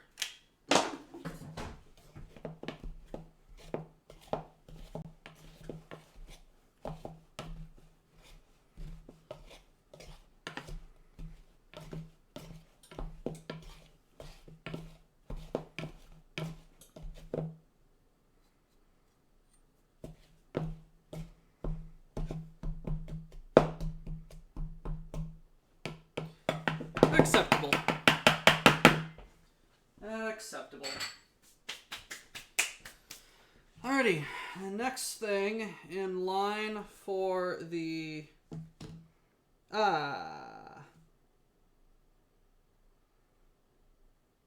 quarter teaspoon salt.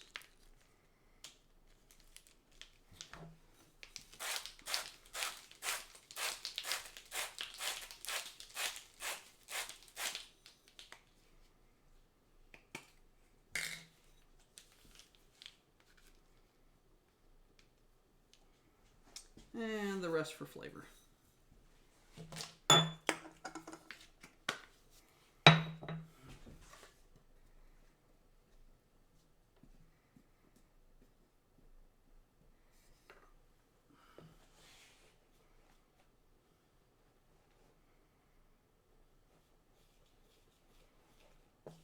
All right.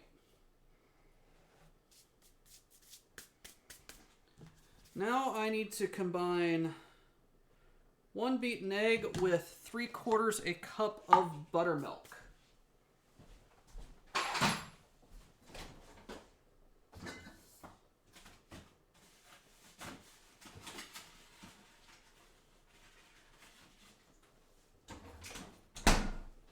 And another beaten egg for a glaze.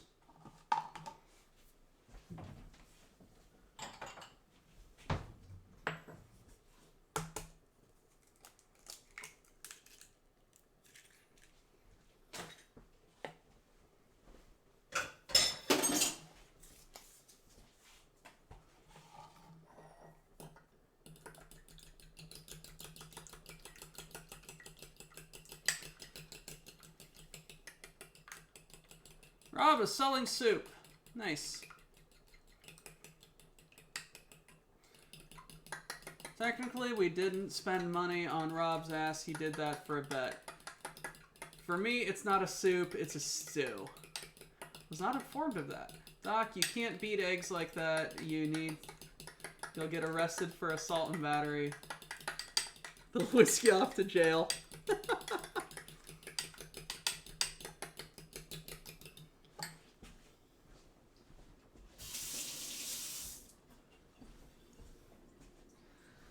Alrighty. Let's get some buttermilk. Yay, buttermilk. Comes in a carton.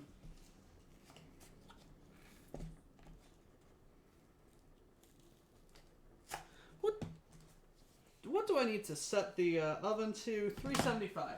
You know what? Let's just set the oven to 375.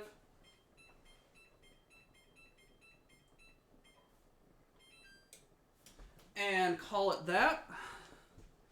It might make the Coddle cook faster.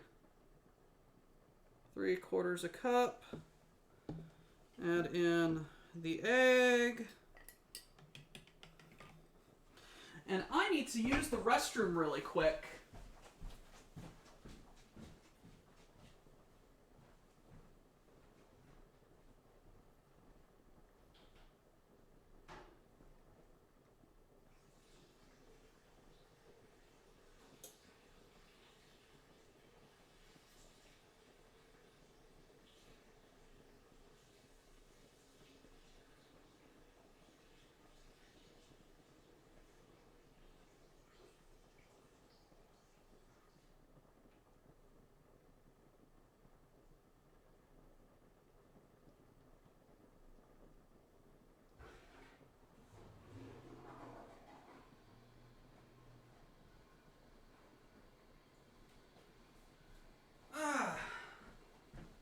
Much better. What are you doing on the floor? Getting thrown out, that's what you're doing.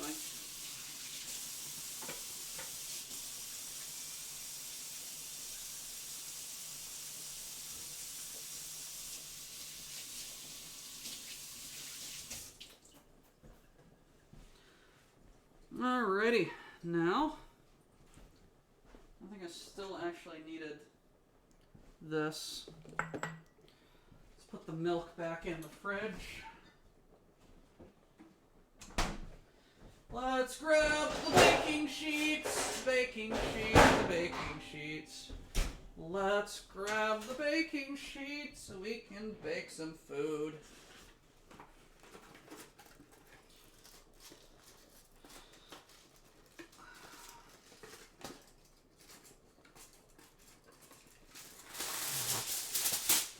Let's wrap. Aluminum foil. Aluminium for any of you Brits out there. And there we go.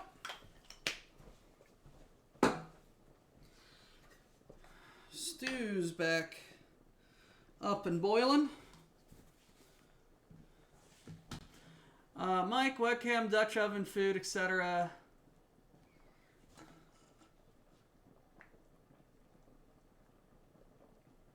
Boiled egg is hard to beat, but not impossible.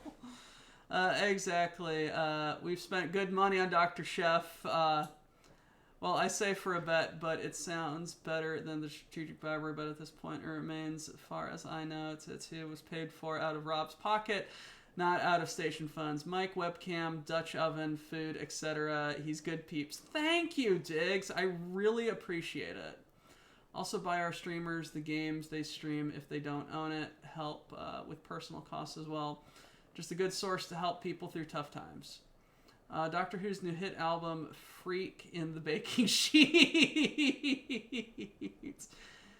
You've spent money to give Doc a Dutch oven? Yes. So this Dutch oven, sponsored by the WBPL. Your subs and follows and donations and everything have bought this, games, some of the food that I've cooked in the past. You all keep this station alive. Completely honestly. Like, you guys keep the WBPL alive. It's not the streamers who keep it alive. We're just here to, or we're just here to have a good time. You guys keep the station alive. This is PBS. This is brought to you by viewers like you.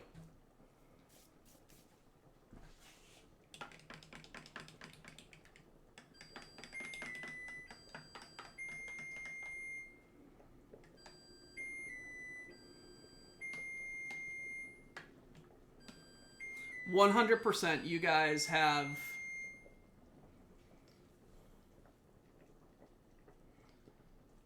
like brought this station to life. Like, we would not be streaming without you all. Like, we wouldn't have an audience without you. We wouldn't have the games without you. I wouldn't have my food or my cooking appliances without you. I mean, we'd continue for free, but we'd probably drop in quality a bit from the lack of premium services funds. I do one day want to see one of those old school telethons with the panel of hosts on phones. Alright. Let's get breading. Alright. I probably should have set up my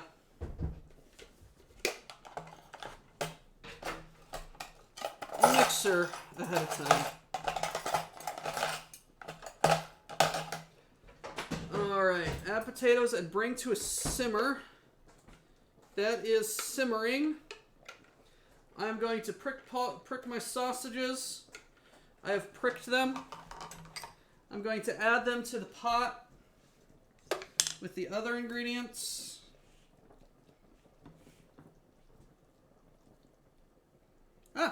That's very hot, he says, putting his fingers in it.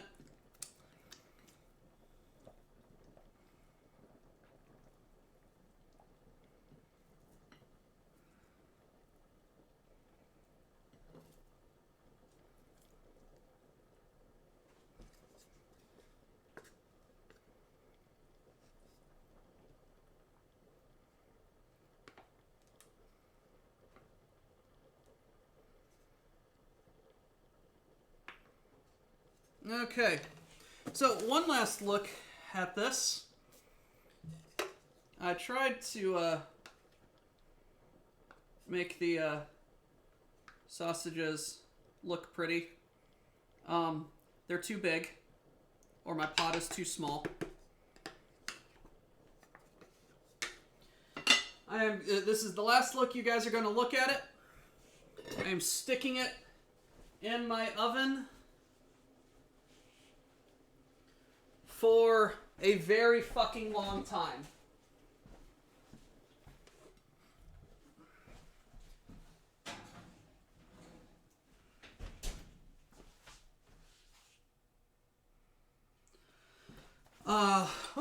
Let's turn that off. Timer. Let's interact. Full screen. Edit. Stew for, let's say, 2 hours?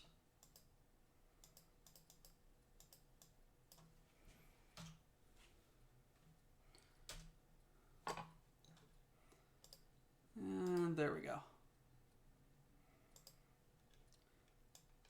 Let's hope all it takes is 2 hours. Okay, stew, no, bread. I'm failing. There we go.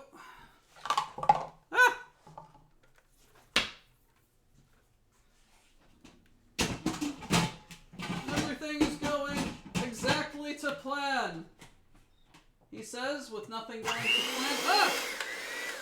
Why was that on?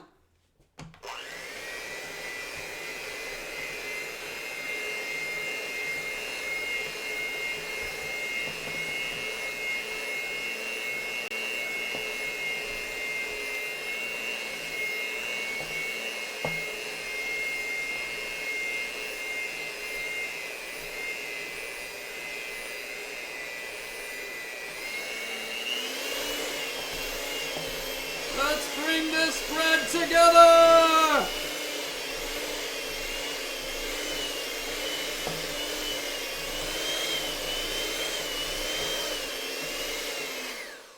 There we go. Stew in the oven at what temperature? It's supposed to be in there at 300 for 2.5 hours, but I need the oven at 375 for my bread.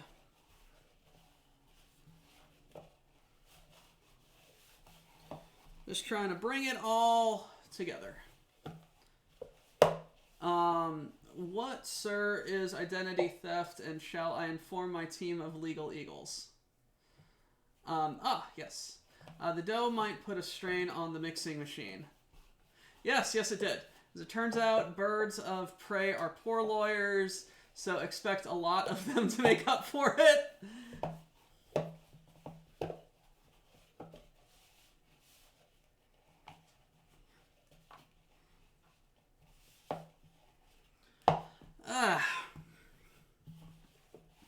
So, the acidic buttermilk is now reacting with the sodium bicarb in this bread. So I am on a race against the clock to get this bread in the oven for, I believe, 45 minutes. I think it's 45 minutes. Let me clean up a little bit so that everything is Gucci.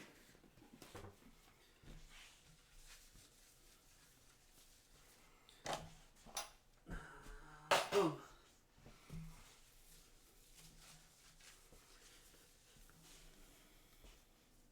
Bread facts. Soda bread rises not because of yeast, but because of the chemical reaction of sodium bicarbonate mixing with an acid, be it vinegar or what have you, and produces CO2.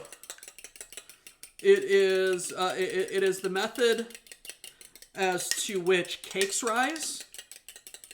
If you get a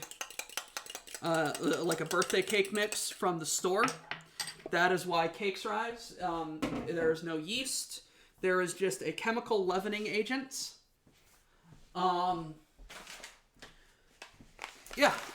Turns out yeast is funny.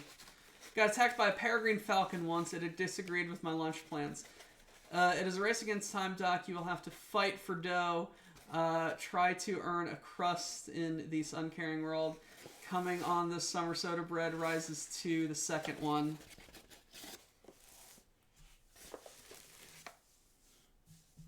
Thank you. All right, let's knead this out.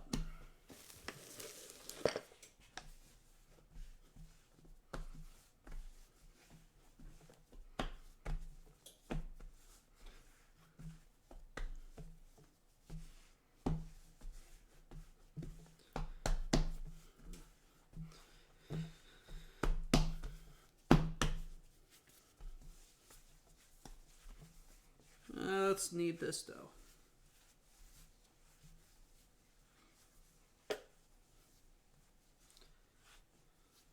Hey, Diggy. I have thought about making sourdough bread. I enjoy eating sourdough bread.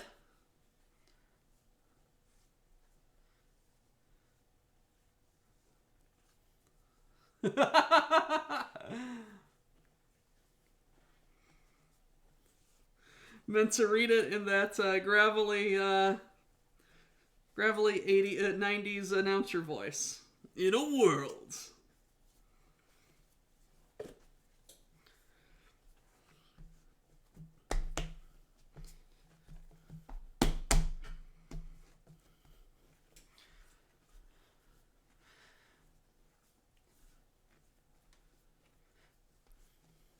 Well, hi to both digs.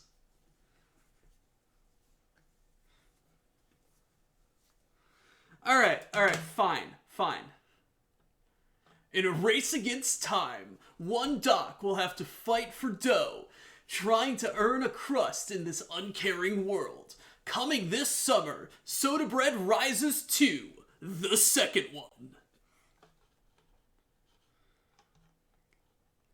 Are you happy? Coming to you this summer, only in theaters.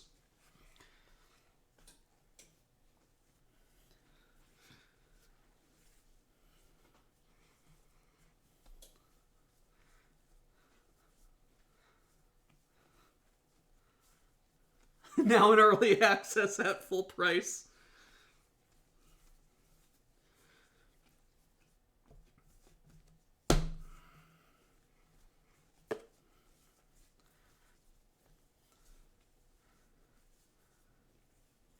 I approve of your acceptance of the shitty pun, yes.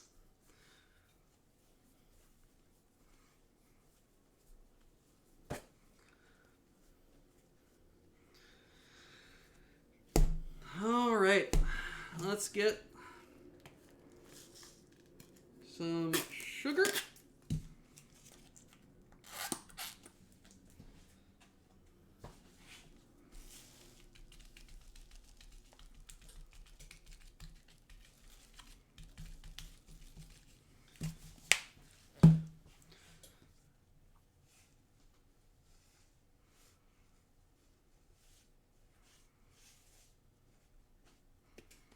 Very good.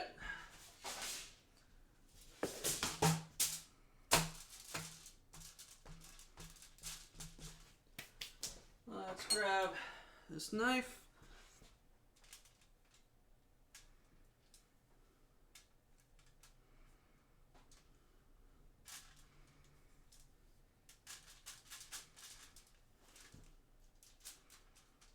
There we go.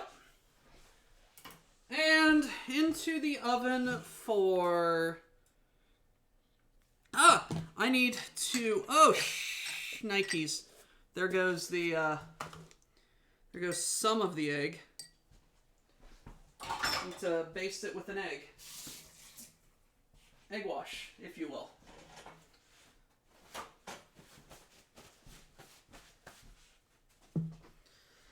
That's right here. Yes. I am very drunk.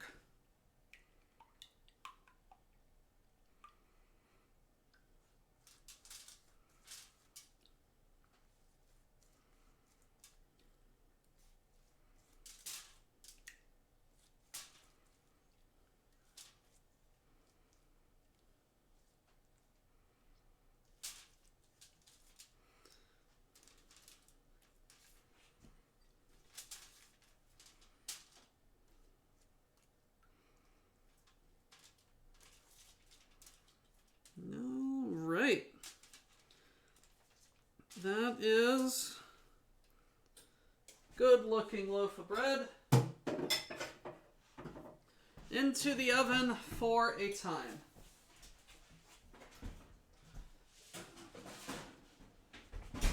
Let's turn on timer 2.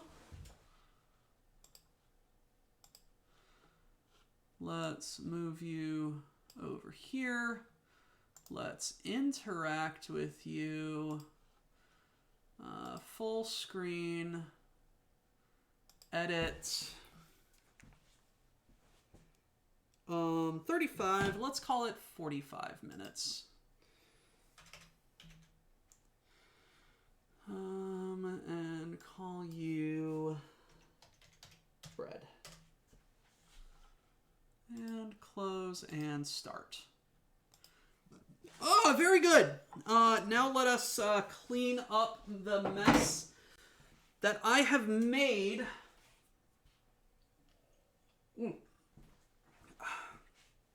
So that I do not have to pick it up later.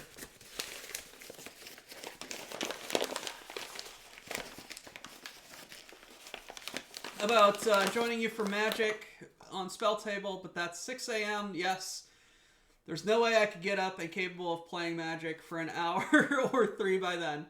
I'd either have to stay up all night or wake up before dawn. Don't worry about it. Don't worry about it, Diggy Man.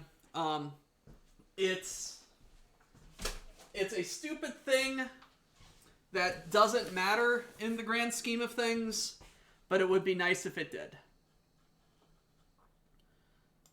Close you. I need this.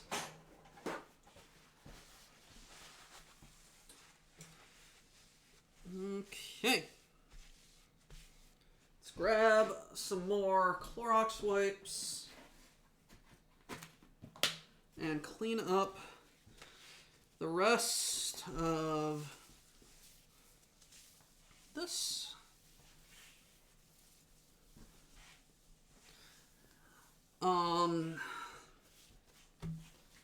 I'm going to do something with my oven in just a second. I'm going to add some of the green onions to it.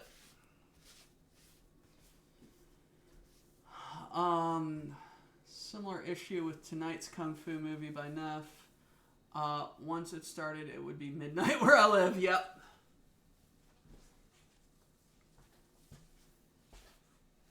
I mean, life is life. We hang out when we can. Alright. Let me do this thing that I wanted to do. Where did I put my oven mitts? Right here.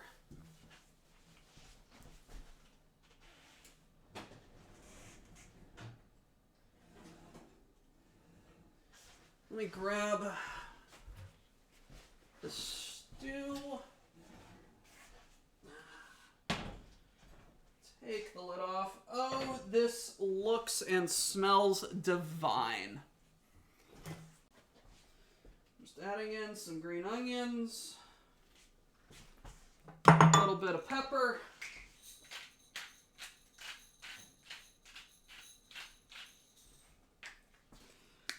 A little bit of salt.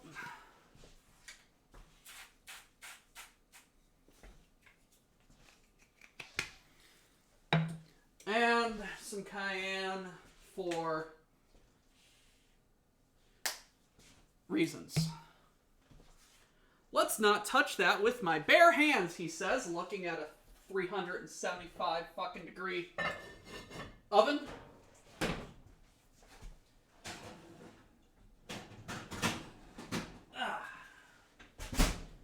There we go. Woo! Highlight my message. The cooking! Doc, you now have 2 timers. You're under twice the time constraints. Time is running out twice as fast! What time is the next? If you ever have an afternoon slot for Magic somehow, I'll be all over that. But I'm not even up enough to catch the back half of it most weeks. Don't worry about it, man. Like, life is what life is. I need to check the WBPL schedule because I may run long.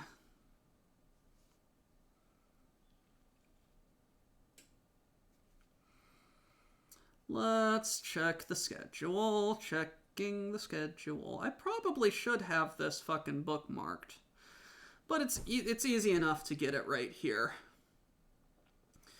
Alrighty, 5:30, which is 4:30. Shit.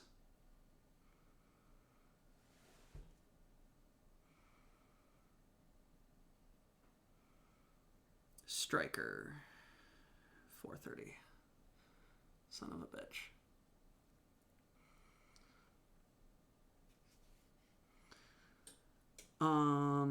Let me talk to some people.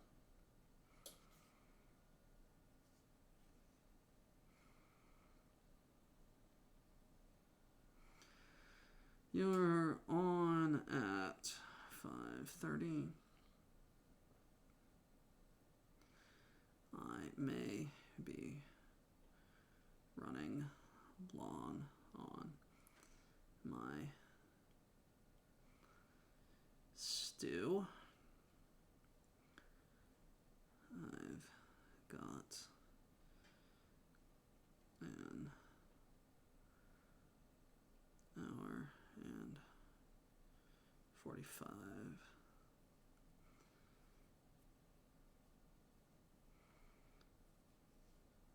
Sorry if I'm cutting into your time.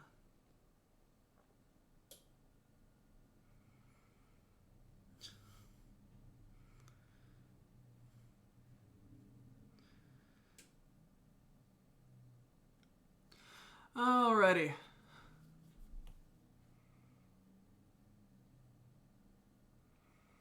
Striker goes up in about an hour. You guys should make Japanese curry sometime. Yes, I should.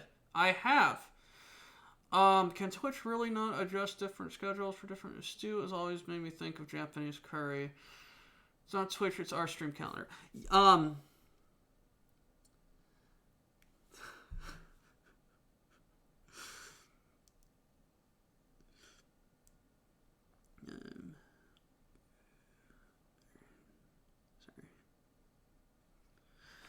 Alright, we will have enough time to finish the stew. I may just bump up the temperature to about 450 and just try and cook it in less time. That being said, did the dishes get washed? The dishes got washed. So, it's time to put them away and load up the dishwasher. In this portion of the stream, I like to call "It's time to put dishes away" because you have nothing else to do. This is the steamer basket that I got from the store. It just goes right in the Instant Pot, and then you steam vegetables with it. It's really neat. I'm really happy with it. Like, I'm probably going to have to use my Instant Pot more because of it. I just noticed the tags are still talking about Star Wars. Just run until it's time for Striker, and then when food is ready, cut away to breaking news style. Oh yes, you are now in for the cleanup drinking segment. Yes, Guinness Extra Stout. There you go. Prost. I'm just gonna be down here making lots of goddamn noise, putting my dishes away like a responsible adult.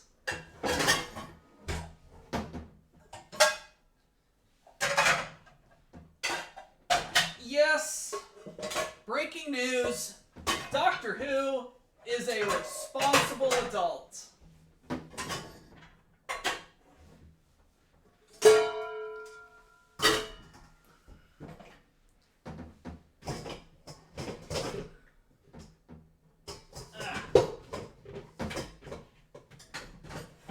He says, trying to be irresponsible while putting dishes away. Toad in the hole. Toad in the hole. I've heard of that. I heard you say you're going to cut down time by increasing the heat. That can go badly. When you're cooking sausages, meat, and stew that's floating, yes, I know. It's liable to burn or be half cooked. Why not just hop the TARDIS and start earlier than I did? I wish I did, man. I wish I did. As it stands, I'm just going to let it be at the time that it is. And when it is done, it will be done. Not a moment sooner.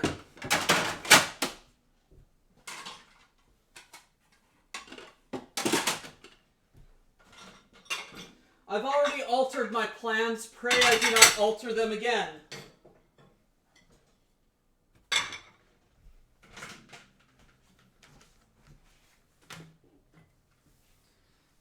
Those go right there.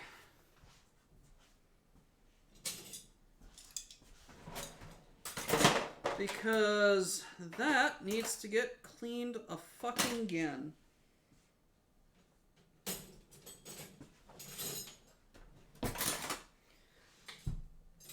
Dishes, the most tedious of adult chores. Next to probably folding clothes.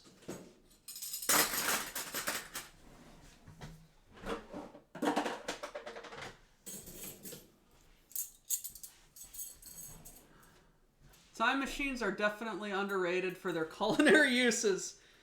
Definitely. Yeah, WBPL needs an animated news desk where you can drag and drop different avatars into the anchor chair. Unless him putting the food in the oven is a fixed moment in time. Hello, TK! How we doing? You do realize you are effectively asking for VTubers, right? Doc, you just created a time paradox.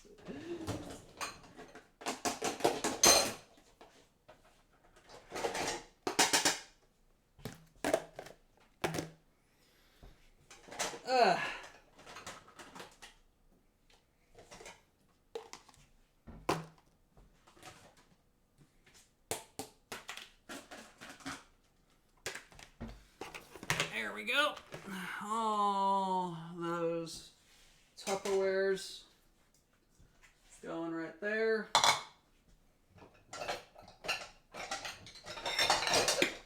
All these going up here alongside you.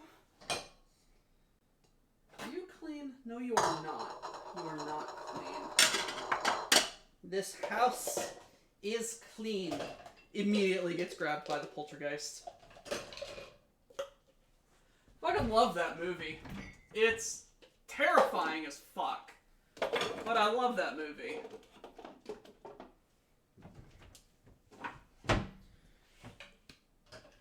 It's good cinematography. Take the bread and drop the dough in the past. Let's see Mother Nature sort itself out. Crude wide tom commercial style where you just see the border images of the insert. Yes.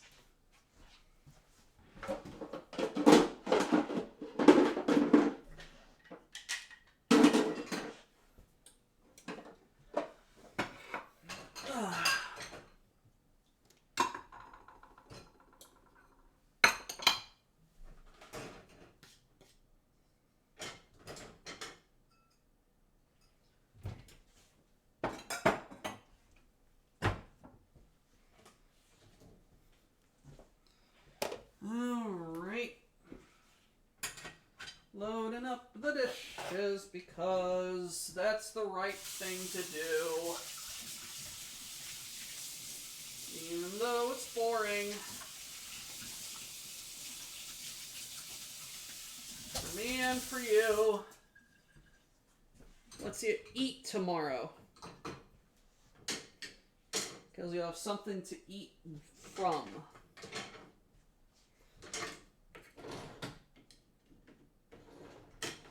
No, let's put you right there. Let's put you right there. You and there. And let's start loading up.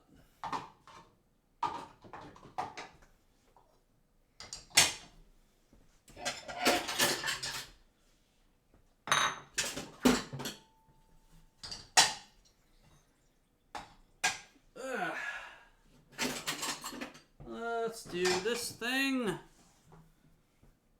This equals very S. By all day, I mean 10 a.m. to 8 p.m. If I had a time machine, I'd travel back in time and stop all the people I dislike from being born. Then I would live my life, record the new people that displeased me, and repeat recursively until there were no more living. That sounds like, fuck, what's his name? What's his name? What's his name?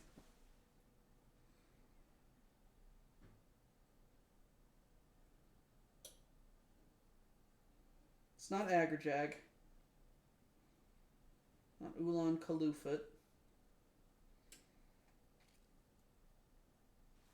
Hitchhiker's Guide to the Galaxy. Something the infinitely prolonged. He made it. He accidentally became an immortal through an accident with a liquid lunch, a rubber band, and an irrational particle accelerator. The exact details of the accident are inconsequential, as no one who has attempted to recreate them, or as everyone who has attempted to recreate them, has either ended up dead or looking very silly, or often both. He made it his life's journey. He made it his life's purpose to insult the universe in alphabetical order. And he had a time-traveling spaceship. Wowbagger, the infinitely prolonged. Yes. Thank you. God, I fucking love the Hitchhiker's Guide to the Galaxy. I love what he calls the Born to It immortals, load of serene bastards, because according to him, everyone who has been born to immortality immediately knows how to cope with it. Given that he had his immortality accidentally thrust upon him, he does not. So therefore, he dislikes every natural born immortal. What the fuck were we talking about? He accidentally insulted Arthur twice because Arthur also time traveled. I just want to see what a bunch of AK-47s can do in that period before they run out of ammo. There was an alt fiction piece that I was told about that was, what if a bunch of white supremacists time traveled back to the... I'm not being political with this. I do not want to be political with this. Just do the last 5 minutes in Swedish and we're good. There was an alt fiction piece that I was talked about, and I do not wish to be political nor attribute political leanings towards this channel, in which a bunch of white supremacists time traveled back into the Civil War, the American Civil War, and gave the South a bunch of AK-47s. Apparently, according to this alt history fiction, it just prolonged the war. Because, hey, they ran out of ammo.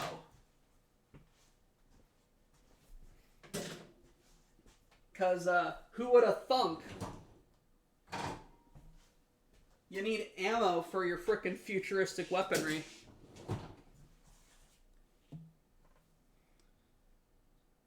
Speaking of Hitchhiker's Guide, do you know why the Petunia pot thought, oh no, not again? Because it was Agrajag!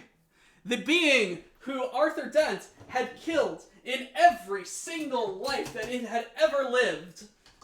And who, looking out of a port window on a fancy-looking spaceship, did I see but a smug-looking Arthur Dent? That life ended a short while later, 12 miles below, in the fresh wreckage of a whale. My spirit brother! Coincidence?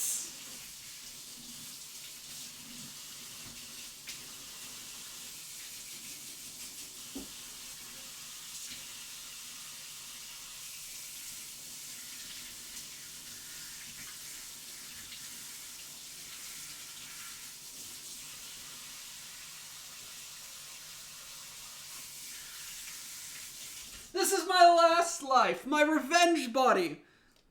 I had to fight to get it too. This time, I'm going to kill you. What about the time the time someone tried to assassinate you on Stavromula Beta and then you ducked? Who do you think the bullet hit?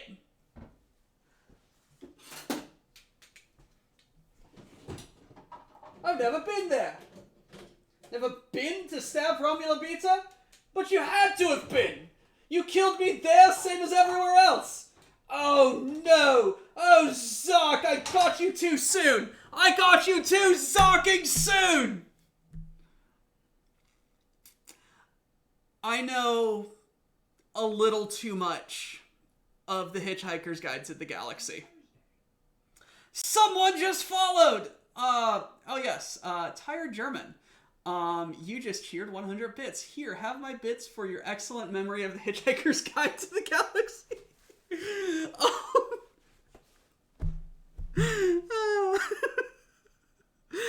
I have an embarrassing amount of knowledge about The Hitchhiker's Guide to the Galaxy.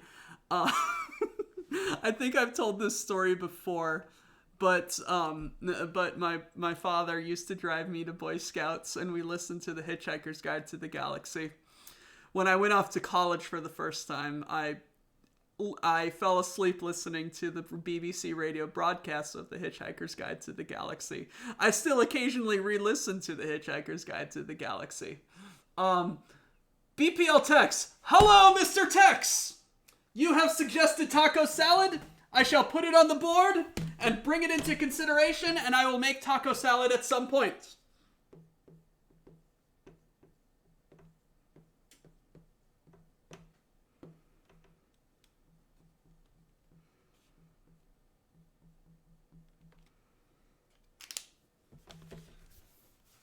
Hello, Mr. Tex!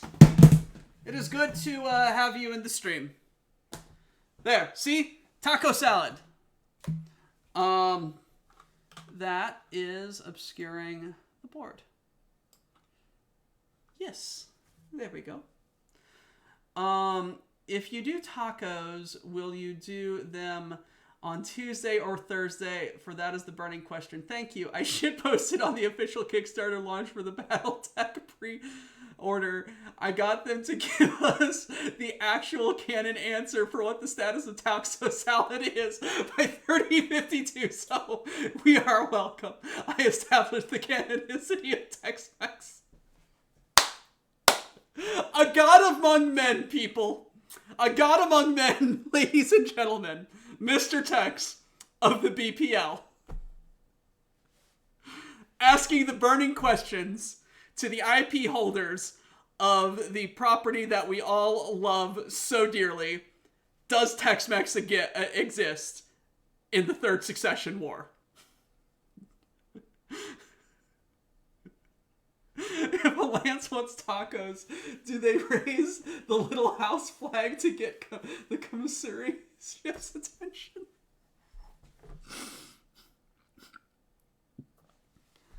God among men. What is taco salad? Is it like salad wrapped in a taco shell? You may not be able to get ammo or medicine, but you can get a fucking taco. God bless the Interspear. Tex-Mex, the staple food groups of Van Sant, I'm sure.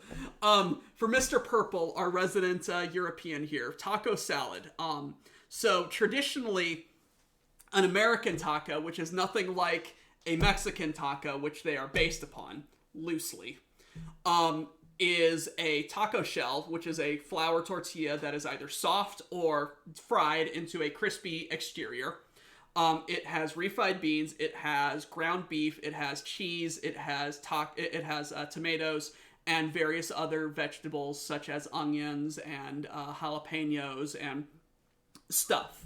A taco salad is what if instead of a shell, which is you can hold in a hand, we had a bowl that is either a bowl or a bowl made of a fried tortilla. So imagine this bowl is a crispy fried tortilla. I load it with everything else, and then I eat it like a salad. Taco salad. Basically, fans, thing is, you're closer than you think. So it's a salad with taco chips. Basically, Van Zandt's national dishes are regional, but it's more or less variations of funnel cake, carnival food, things on a stick, and nachos. God, I wish it was easier to find kosher hot dogs. Sounds quite nice. It is if you are like mildly inebriated. Love that stick food. I imagine they have celebrity feasts that look a lot like a food truck carnival. If they let us write a TRO for Van Zandt, we're having a cookbook. Oh God, please let me collaborate on this. This is gonna be like the most canon shitpost to ever shitpost. Now I'm imagining the Van Zandt militia MREs are bags of Fritos that self-assemble into Frito pies. 100 fucking percent. Oh, I have seen the fried tortilla bowls here before in some cafes. Didn't know it was called taco salad. The Van Zandt MRE contains smokes, beer opener, and 2 coupons for 2 food trucks. Can't you have a Battletech cookbook? Can you imagine what food would taste like if it's cooked on a fusion reactor? Ladies and gentlemen, Tex, the man who got a letter from GM about the canonicity of the fusion reactor, which should have been invented about 3 years ago. Okay, listen here, I've had diesel tortellini. It's okay. Can't be worse than MG42 bacon. Hot dogs are easy to find. It's corn dogs that are impossible to find. And I have tried and failed many times. I have 2 letters from GM.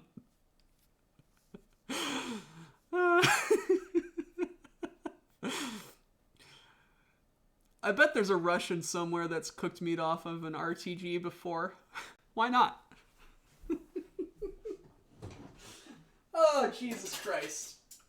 It is an absolute pleasure to be a part of this amazing shitposty community because y'all make life worth living. I fucking love y'all.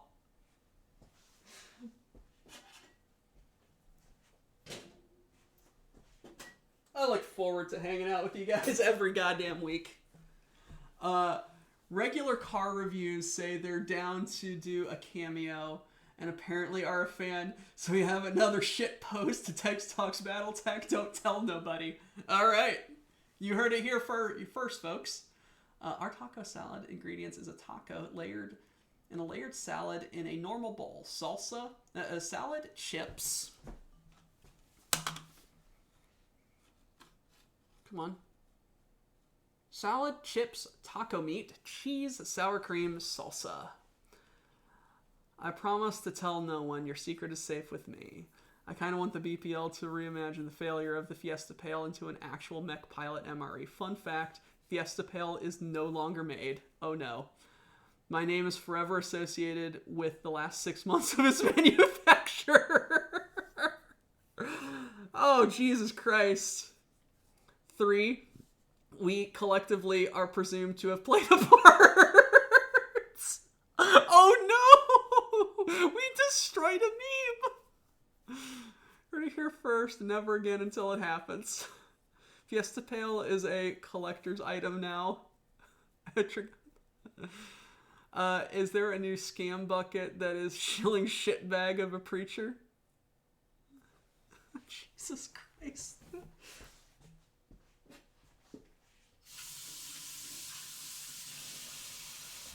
I'm losing my goddamn mind.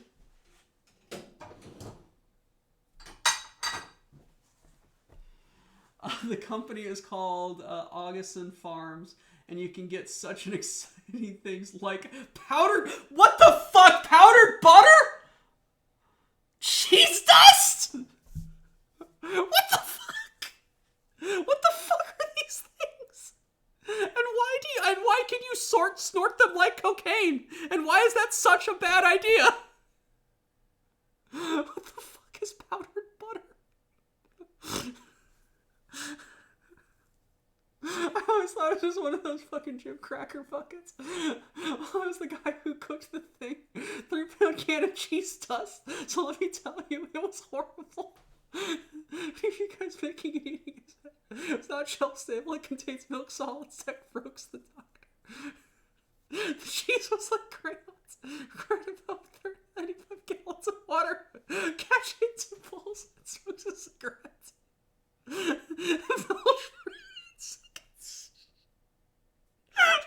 Jesus Christ. What the hell is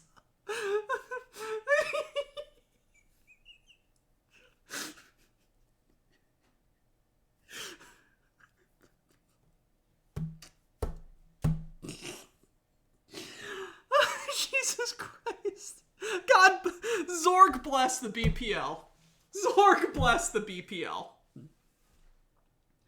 I consider fast food like McDonald's to be inedible.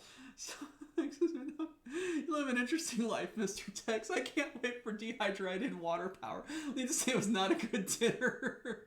Is that like the cinnamon? I rated a 0.5 out of the 100,000.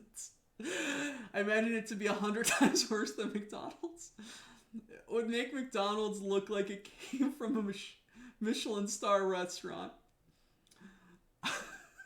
Where does the FUCS panel sit on the MRE chart? Oh god. So still better than nothing. Basically, it's one step above eating literal rocks, but not a small step. I'd rather have had nothing because disappointment doesn't cause heartburn. The panel went through me like an IRS agent. Jesus Christ. I gotta wash dishes. I'm done washing dishes.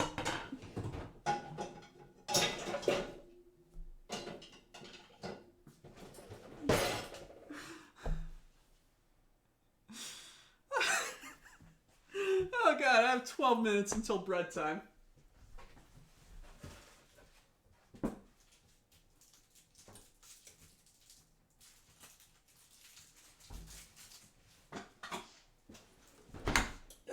Start that up. Yay!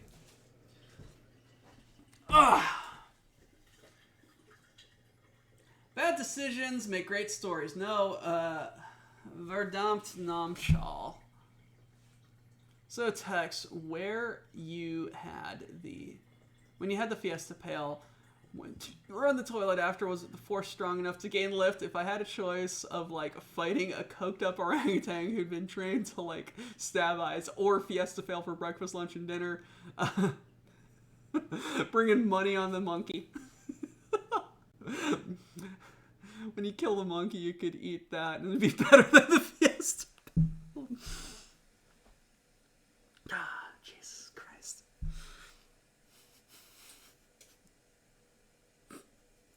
Jesus Christ. So they rebranded, and now it's more generic. Oh no. Oh no. Now they have the breakfast pail. Oh god. Tex, please regale us with what the breakfast pail encompasses.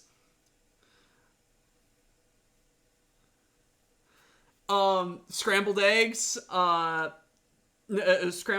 pancakes, hash browns, waffles.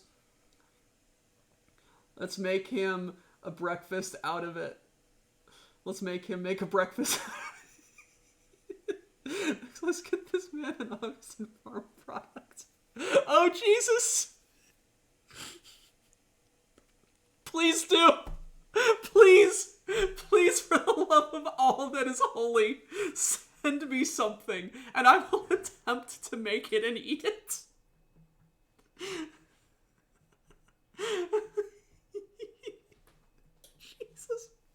Jesus fuck.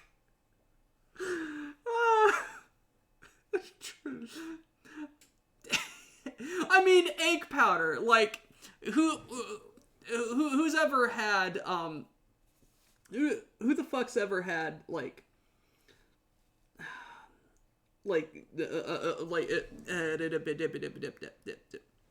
a big buffet thing where they have scrambled eggs. It's usually often fucking bag eggs, which they fucking make with goddamn powder egg mix. To quote a song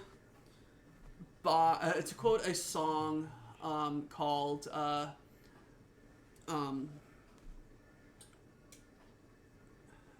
what's the name of it? I think it's called Hero Song or something. It's on the album. Canopus Cat, you've gifted some tier 1 subs. Holy shit, you've gifted 5 tier 1 subs. Thank you, Jesus Christ, for all of these subs. You have given a sub to Baker Base, to Dan SVP, to Zagananigans, Drake145, and Dwarfman0. All of you, welcome to the WBPL. Put your pants on. Breakfast variety pack contains 4 breakfast varieties. They're all made out of the same shit. All you can eat cereal with bananas. Welcome to Canopus. Get your dick out of that. Oatmeal, pancakes, and creamy wheat. It's basically grains plus alternating amounts of water. Jesus Christ. Oh, Jesus Christ. Mr. Tex, you're gonna kill me.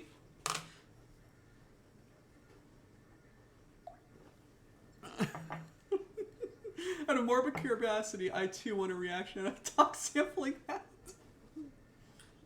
I'd probably throw up. I would probably throw up. I prefer the Norwegian herring and chocolate sauce to that. This confirms my bucket of low-grade cereal theory. Imagine if you had a Fiesta Pail, give this man an hour, and see what he can make. Jesus Christ. Mr. Tex, you bring one of those fucking things to the meetup. I'm gonna fucking live stream me doing something with it. Try to salvage a pail. I am by no means the best fucking chef of the BPL. I'm the only one who said I want to stream myself making food.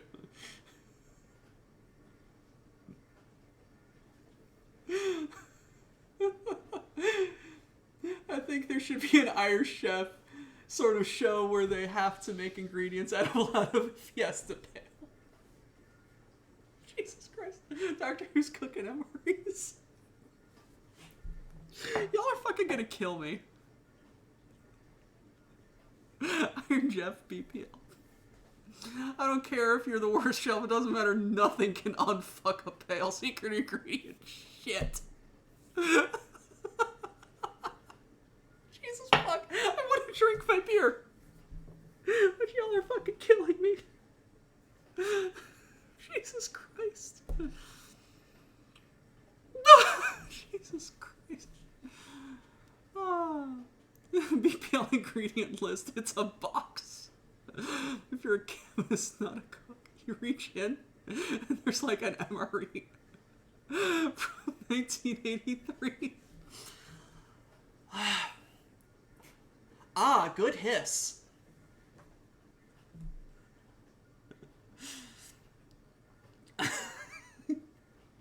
Jesus Christ.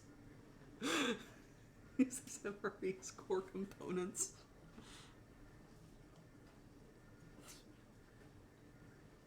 Competition dessert.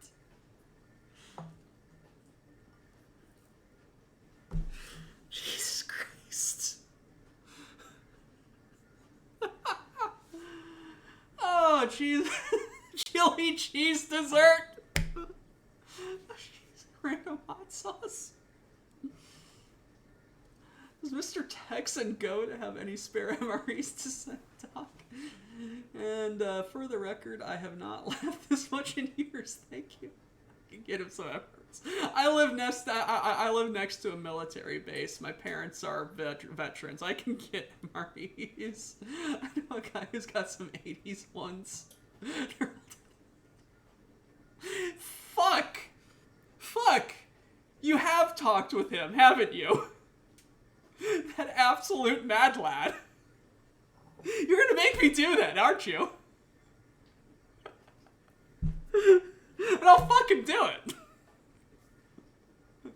Oh my god. Jesus Christ. Jesus Christ. Mr. Tex, you're gonna fucking kill me for a joke.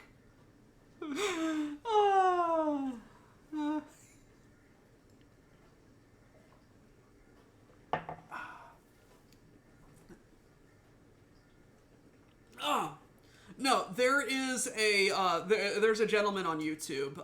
I forget his name. Wubudsidfai, you have, oh! Hey! You need to be banned, you fucking bot. Thank you, Striker.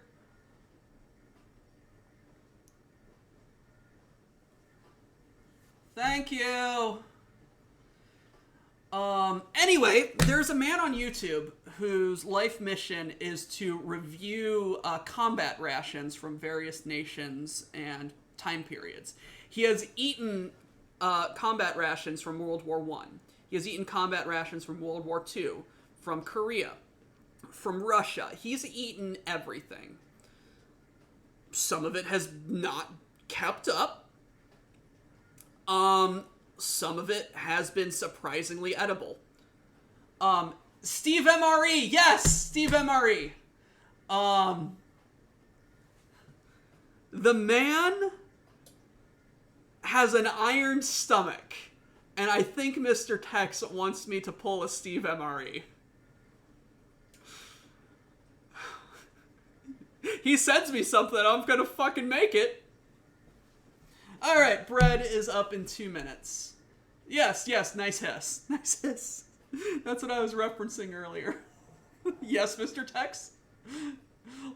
Lots of very nice meat comes in cans. Yes, it does. Has he eaten any recent North Korean MREs? The answer is yes, he may have been the only man who ever has. You two nice. No, I'm never gonna turn up food. Food is food. The West German civilian MRE was kind of scary. Basically, here's sticks of nutrition. Most of them were cat food.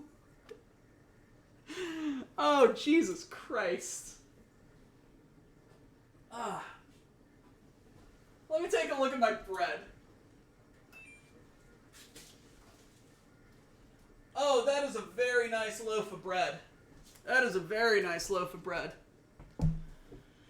I want to see Doc cook a canned whole chicken as part of a dish. As long as I can see breakfast pail, eventually I'll be a happy cat. I gotta look into that since I live in Germany. Or do what the firmer Buds 131 did, cook off an MRE to elevate it. New idea, once a month, Doc must cook with horrible ingredients as a side dish. Guys, the entire premise of this show is I'm meal prepping for the fucking week. Not killing myself. I guess I'm gonna kill myself once a month then. If I can find a food, share it on Discord. To be fair, cat food is prepared to such high standards these days that it's absolutely safe and nutritious for humans to consume. Oh, Jesus Christ. 30 seconds. Yay. Now we have changed the terms of stream. The people demand it, for we are cruel. Could please put in general beans? Oh, Jesus Christ. Y'all are fucking gonna kill me. And I'm gonna do it. Because I'm here for content. I mean, if you can constantly res yourself, there are dumber things to do each month. Alrighty. One timer is done. Some people are into titties and some people are into labyrinthine conspiracies. There are games out there for both. That is Mr. Pumpkin. That is probably the most apropos quote that could have been randomly selected out of the 900 we have.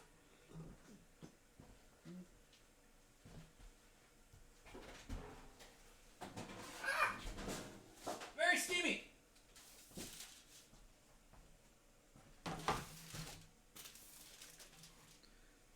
Ugh.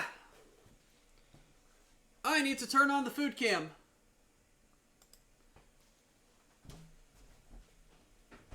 Ugh. 1,000+ quotes. It's over. Oh my god, we have 1,100 quotes now. Oh god. Another one sacrificed to the pit. Oh, Jesus Christ. We all need to be stopped being so funny.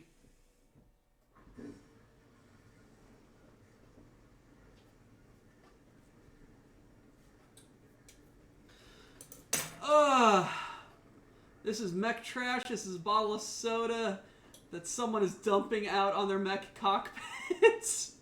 It's kind of pale for soda bread. Yeah, I'm gonna put it back in for like 5 minutes.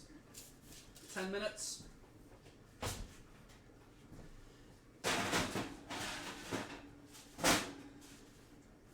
Ow! That's hot. He says, touching the fucking rack.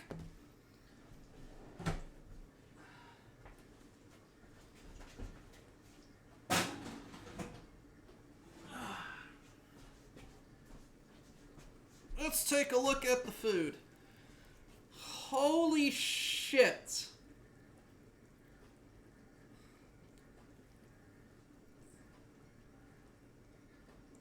This fucking smells delicious.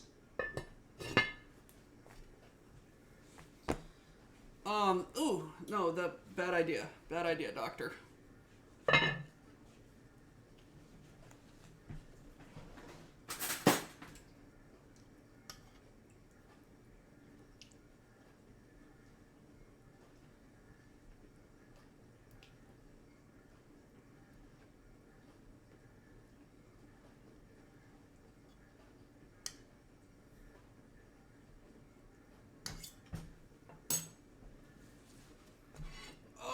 Christ. And back in the oven for an hour.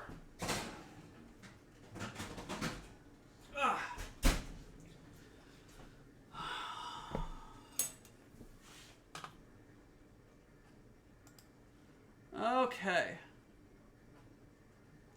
It's kind of pale for soda bread. I found the vid linked in.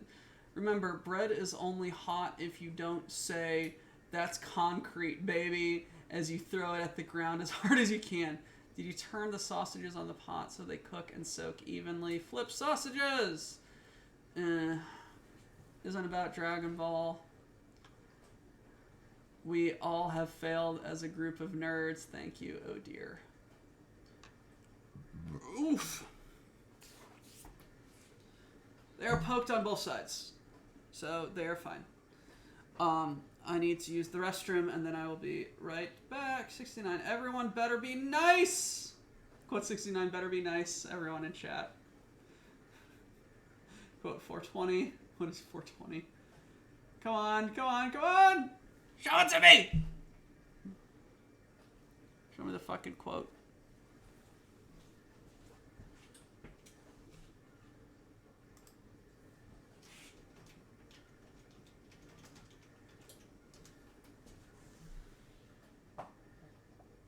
My weapon is compromised, apparently. Neffy, the Outer Worlds.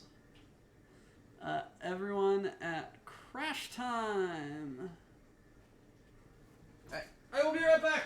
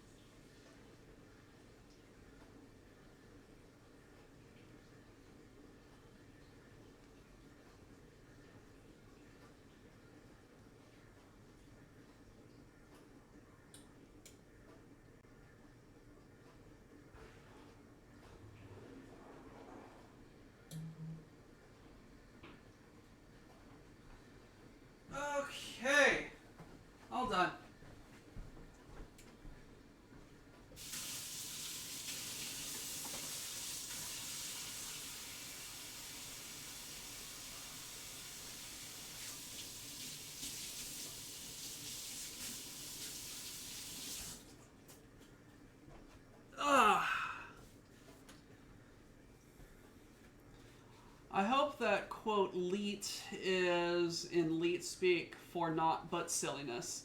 Bonus points if it's a long, confusing message.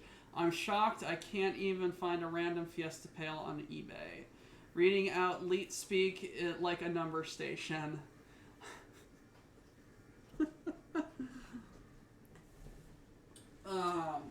Yes. No. That is not where my beer is. I have probably imbibed maybe a bit too much. Anyway, here's to another one. So while we wait this 55 minutes for the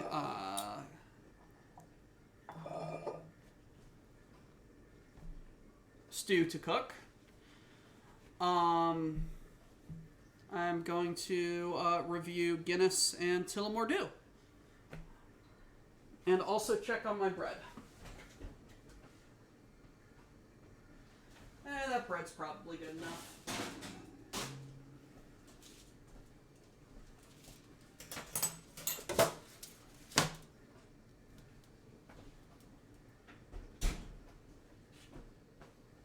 I've cooked it for longer than the recipe calls for.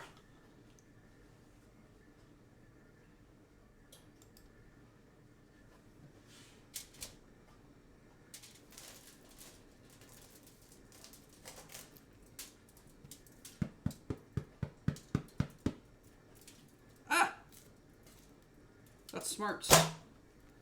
It's very hot. Just came out of the fucking oven. What do you expect, Doctor? But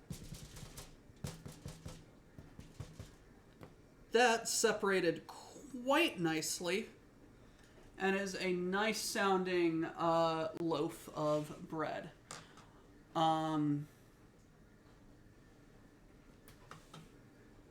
In our defense, back then, text messaging was expensive. Recreating the suck that is Fiesta Pale is going to be harder than making an actual Mexican-style MRE.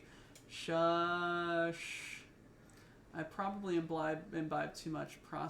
It proceeds to tip over cans of Guinness and grab a bottle of whiskey. Sounds like a recipe for a good time. Actually, I am drawing a blank here. Did Mike and Goat have a Mexican MRE on the courtesy flush yesh, or a bad one, or whatever? Isn't drunk cooking until he tries to hug the soup before eating it? Cavalito! Hey, first time chat. Nice to meet you. It's very good for you to join us here. And someone just redeemed a water break. So, I am going to have a water break before I review Tullamore Dew, Irish Whiskey, and Guinness.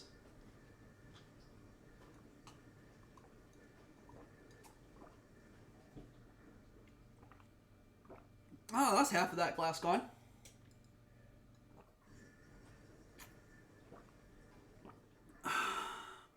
Very good.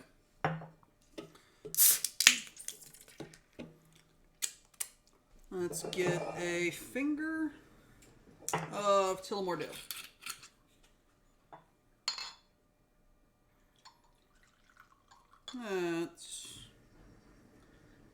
That's good. I'm not driving anywhere tonight, so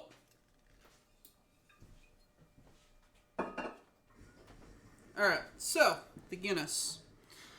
The age-old test I rarely say this. You may want to put the Guinness back in the fridge or avoid the whiskey. Enjoy being tipsy. Don't get rat-assed.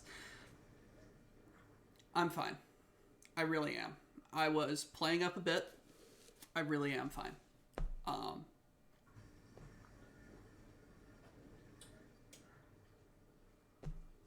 I will stop the stream if I am not. Anonymous Gifter has gifted a Tier 1 sub to the community. Anonymous has gifted a Tier 1 sub to Puff and Snort. Puff and Snort. Put on your pants.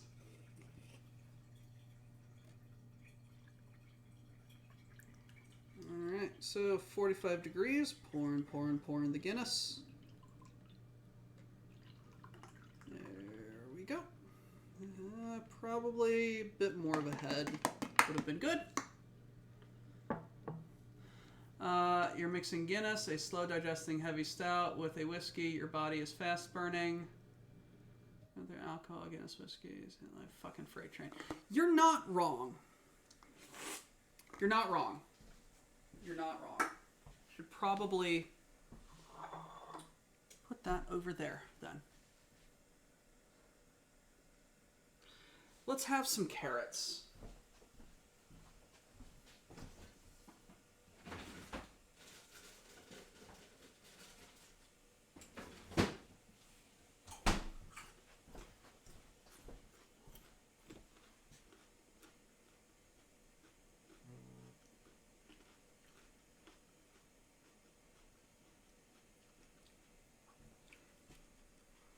I'm aware of my own limits, and I shall trust you to make a nice pacer drink before the whiskey, should you choose to imbibe it. I will imbibe it, and I will probably drain this glass of water right now.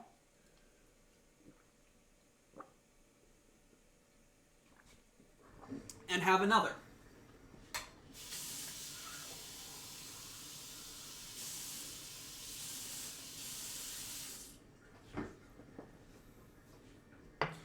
I am not good to drive. I am good to exist, though. Time for me to cook. See ya, Samurai. What you cooking next? What are you cooking, Samurai?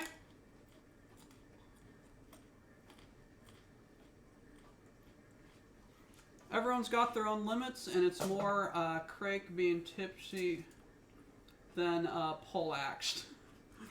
Never heard it described as that. Never heard it described as that.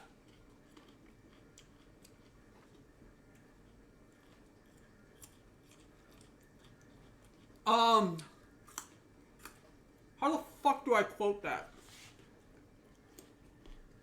I don't know the syntax to add a quote.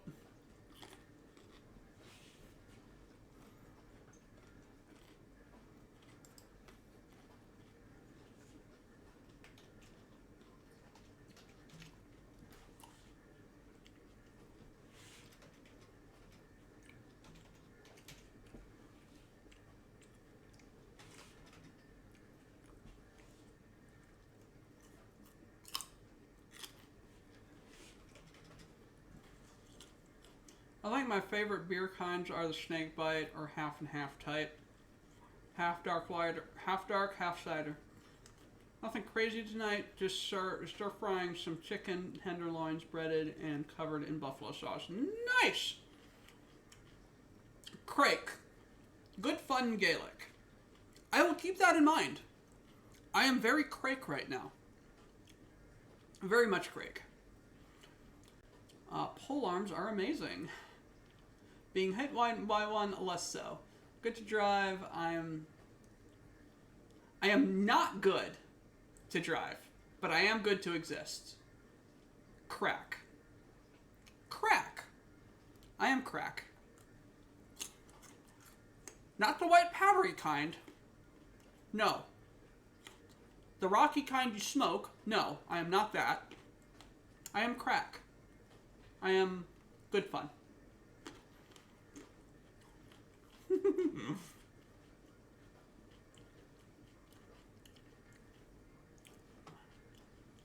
Saying it's grand crack did get me in a lot of trouble with a cop in San Diego, but he did find it funny in the end. I came back to an interesting part of the conversation. Hello, Chasing Flavors! Chasing Flavors, welcome to the BPL cooking stream. I am Dr. Who of the BPL. Dr. Who's the chef of the BPL, I should remind. And we are in limbo right now, as in 45 minutes, a stew comes out of the oven, and I will eat it. This is soda bread right here, and it smells very good, and I wish to eat it very shortly. I am kind of eating carrots right now, and questioning life choices. Nobody can understand how to use your language. They can't steal it. Looking good.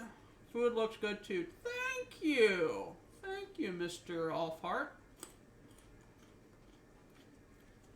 Allfather Hart.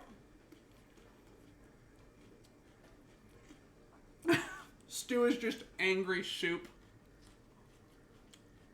I'm sorry. I can't read from that far away.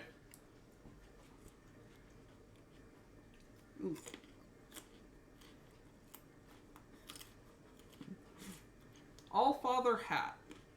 Hello, Odin.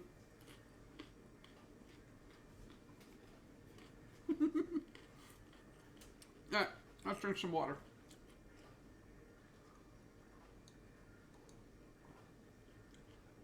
Sir Hats of Denmark.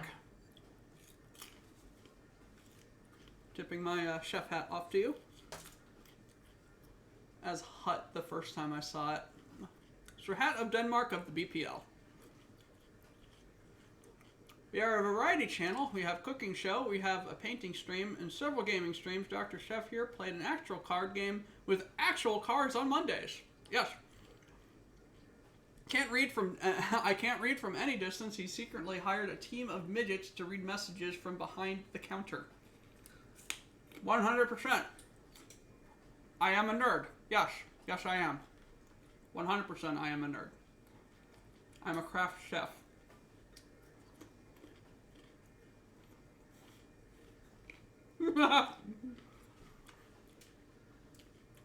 You're not wrong, Mr. Hart, Mr. Hat. Hat. Mr. Hat. Alright. More water.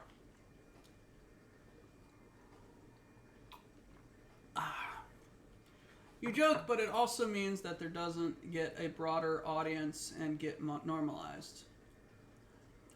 This is why there are practically no Italian loan words in English, as Italian immigrants were ashamed of their language. Oh.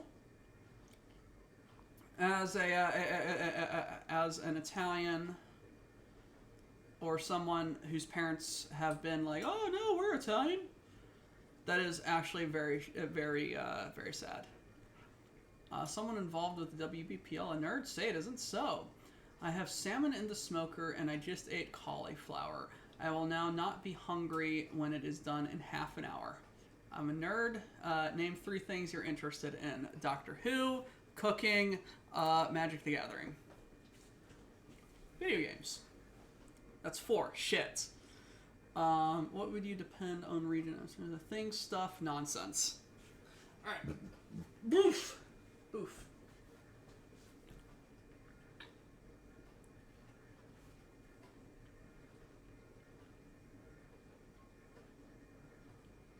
How should I cut this?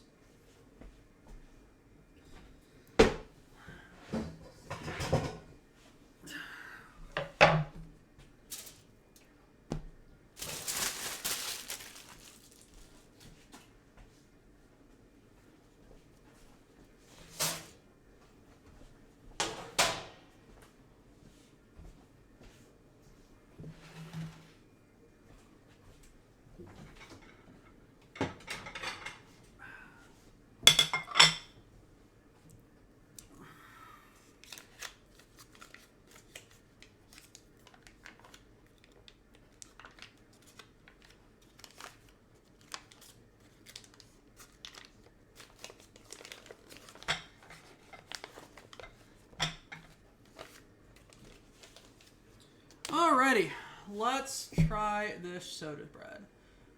Last time was a dungeon deck, I think. Yes. Hitchhiker's Guide to the Galaxy, right, yes. What kind of Magic deck do you play? We play Commander on Monday Morning Magic. My favorite deck that I have right now is a green-white or Selesnya humans counters deck. It's human tribal with some angels and 1 spirit. And it does tokens and counters, and it's absolutely bonkers. I have the coin flip deck from the Secret Lair that I have added some value to. It is now my most expensive deck at $1,000. I do not wish to talk about that. And what I played last week was my dungeon deck. I haven't really done much to it. I've added like 6 cards to it. And I proceeded to control the game. accidentally. Those are 3 mighty and worthy things to like as a nerd. I shall give you a nod of approval. Forgot to say Hitchhiker's Guide. I like most of those things. Hello. Canopus Cat. He's got plenty to choose from. Space, drawing, gardening. Space! Pipes, pump stuff. Probably with a knife. Space for Spaceman! Last time was a dungeon deck. Yes, if I have to share 3 nerderies, Magic the Gathering, Pathfinder, and Emulation. Screw it, let's turn this into an inspirational nerd stream. Someone name something neat and we can all say it's cool. Awful fantasy movies. I've played a round or 2 of Space Station 13. Wagwan, it's patois. That's very cool. Awful fantasy movies are hilarious. Or are you looking for a quote? I've played 2 decks I've ever enjoyed. A pure blue milling deck and black-red wither vampire. Those are 2 very good archetypes. No quotes, just trying to be randomly encouraging. Fallout is fun. Fallout is very fun. Let's have some bread.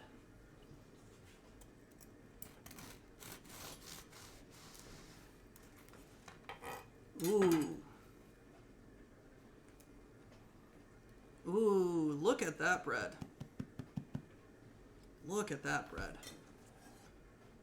Look at that bread. Get that bread.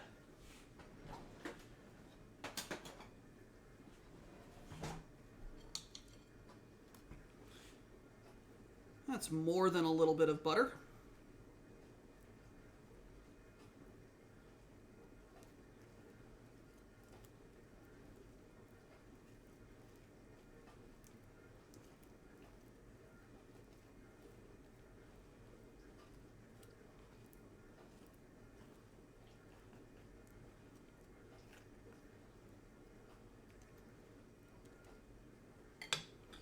Alrighty.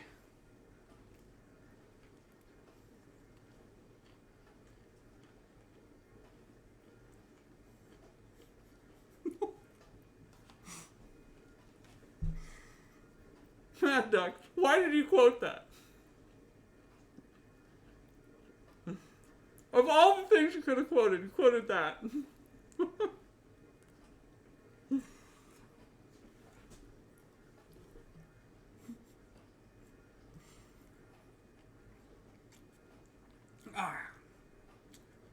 Exclamation point, add quote, the thing. Okay.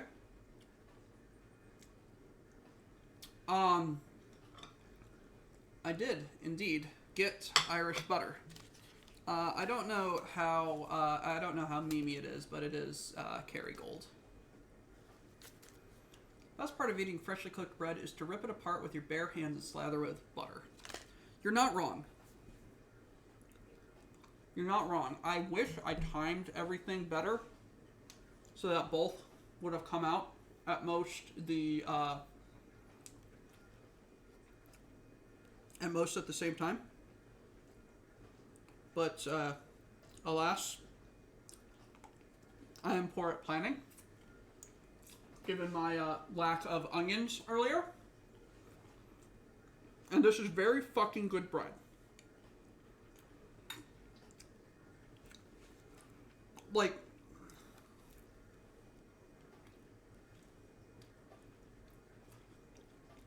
I'm fairly certain Irish Kerrygold will be better than American Irish Kerrygold.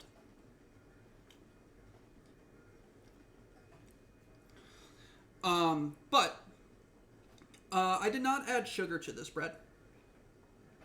Something's caught in my throat.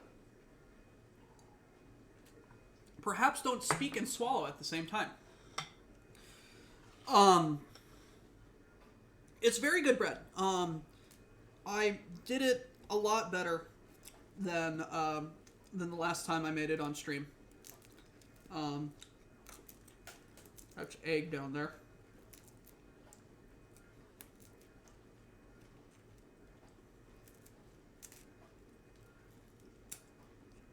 Perhaps I shouldn't have done quite the egg wash, but it's a very hollow sound. It's very moist inside, but not underbaked.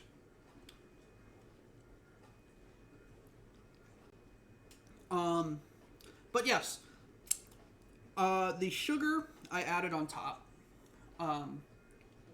combined with the sweetness from the Kerrygold butter, gives it like a very nice flavor. Mr. D Danny 360, thank you for following. We are the BPL, and we do lots of things. Thank you for coming here. Stick around, and we will have painting and video games later. But no, like, it's a very soft, crumbly kind of bread.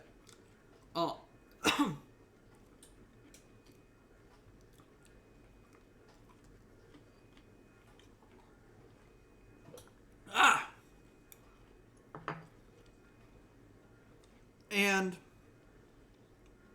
the butter gives it like just that little bit more of sweetness. It's very good. And it's very much getting stuck in my throat.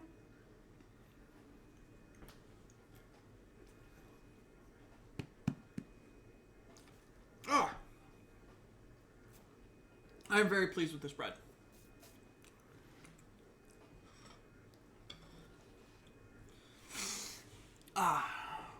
Alright, time to review some alcohol, because that is what I'm going to do for this time. Drink some more water. And here we have a black Irish beer, known for coming in containers that are very black, with some gold accoutrements, sometimes having harps on them. It's Guinness. I'm drinking Guinness. Irish Stout. It's very bready, very thick, very good, in my personal opinion. But going to taste it and talk about it.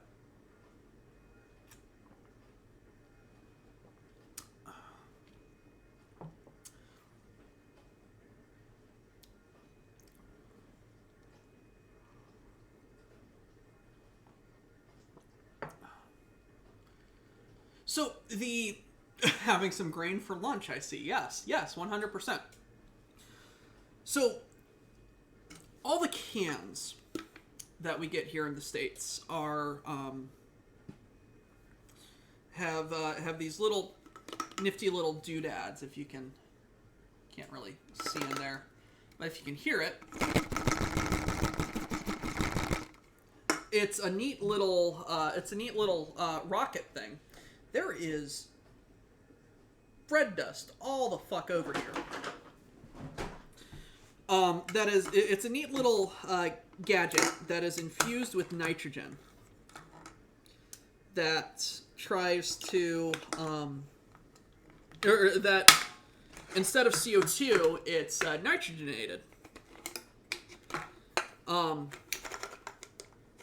Here I am opening it up to show you all, because I am also curious.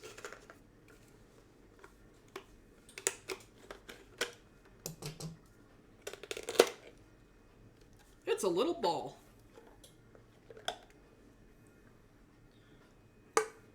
It's just a little pellet with nitrogen in it. And it gives the beer like a very creamy, sweet texture and flavor to it. But the beer itself is kind of bitter, as stouts are, but very bready and thick. It does have some inherent sweetness to it.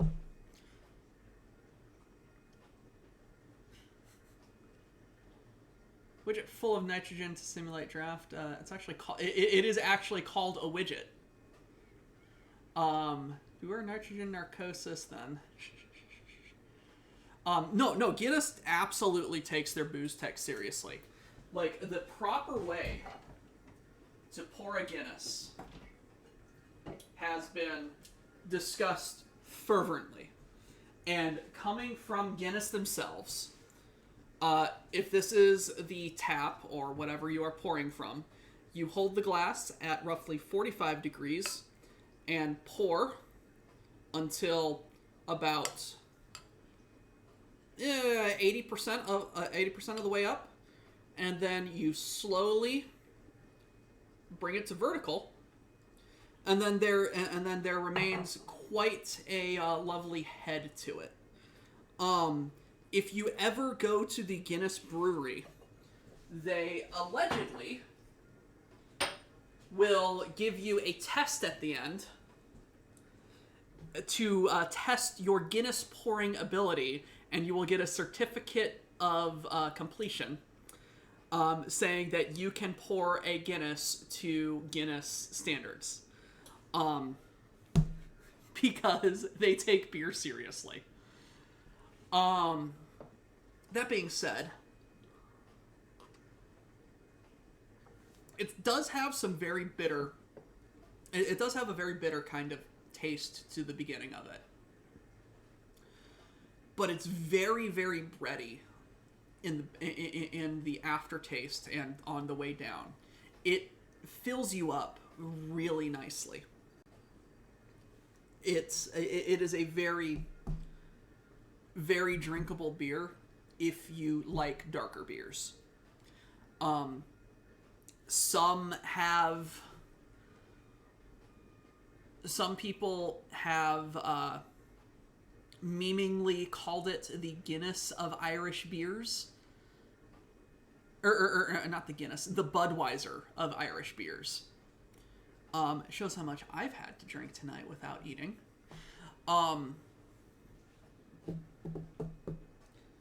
And it's very... they're not necessarily wrong in that it's such a prevalent and widely distributed beer, but it's not piss, which I think Budweiser is. Also, if you act like a New Yorker bartender who visited the brewery, like the New Yorker bartender who visited the brewery, who tried flipping the glasses, breaking two of them before pouring a pint vertically that was 3/4 head, they will simply mock you. They are relentless. They take beer seriously.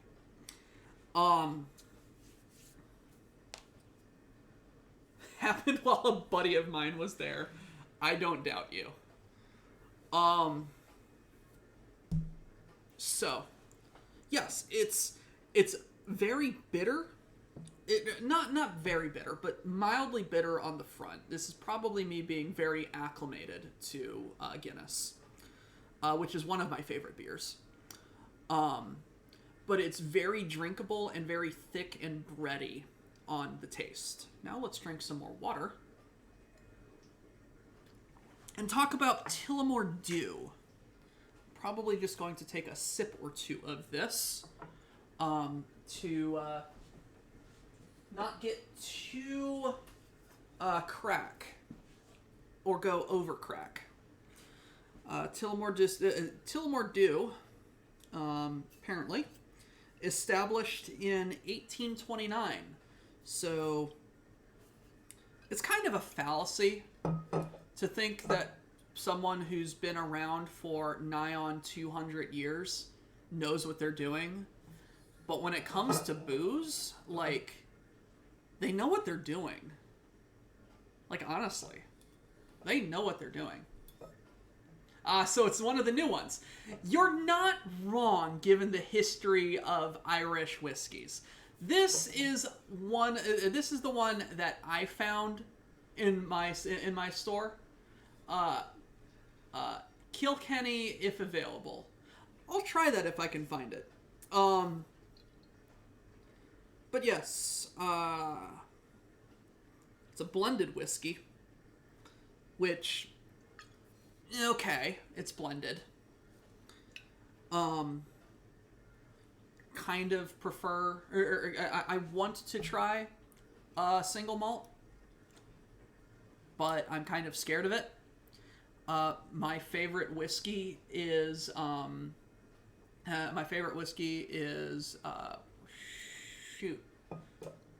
Crown Royal, a Canadian blended whiskey.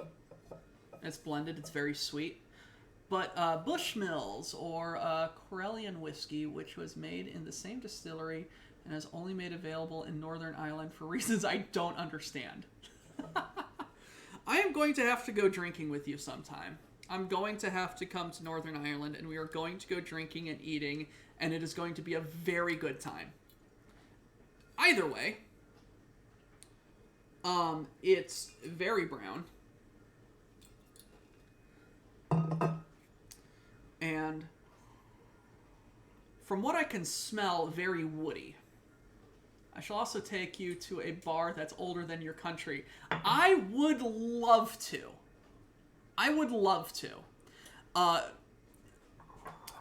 American meme here. I love things that are older than my country. You bring me to a restaurant or a bar or anything that you say is older than my country, I'm immediately 100%. Let's go. Which has been running continuously that entire time. We are fucking going. Creamy booze. I also find that I need a creamy booze to handle the alcohol burn, like a rum chata or a good alcoholic eggnog. Yeah, creamy tends to hide that alcohol burn quite well. Anyway, till more do. It's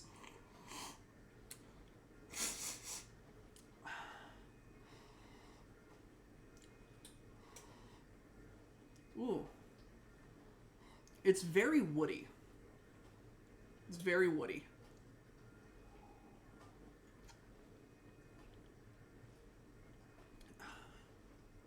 Woo.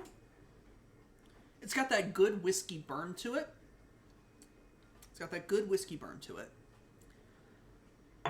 And it's very sweet and oaky.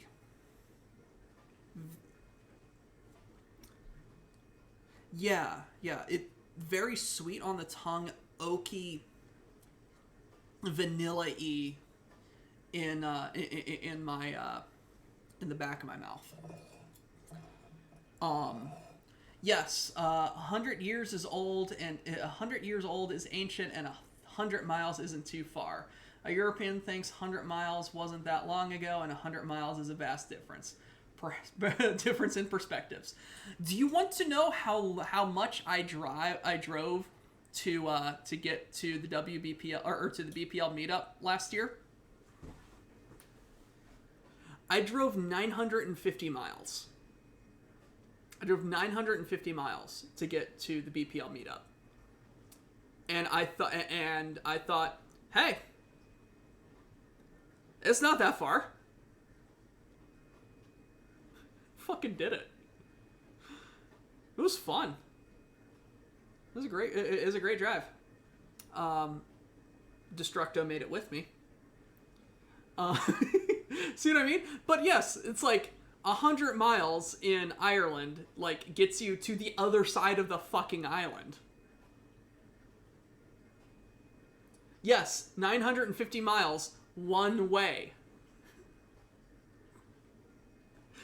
And then on the way back, Poop Slayer drove about 300, I drove about 300, and Sushi Destructo drove about 300.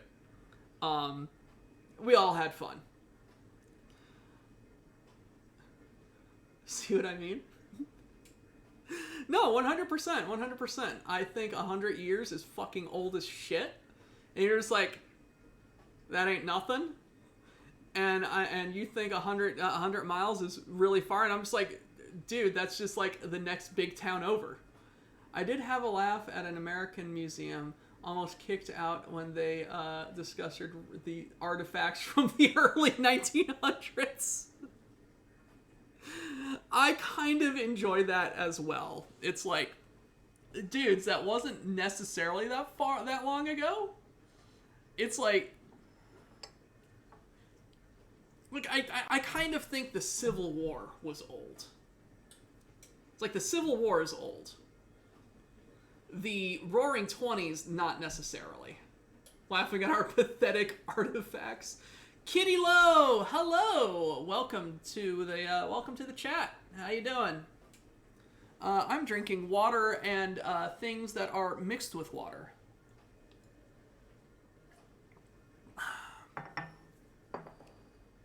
Let's check on the stew.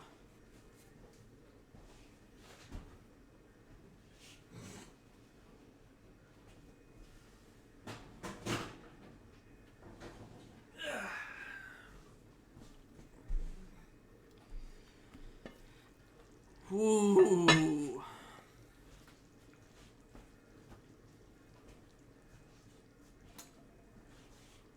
Now I will actually turn the sausages. Attempting to.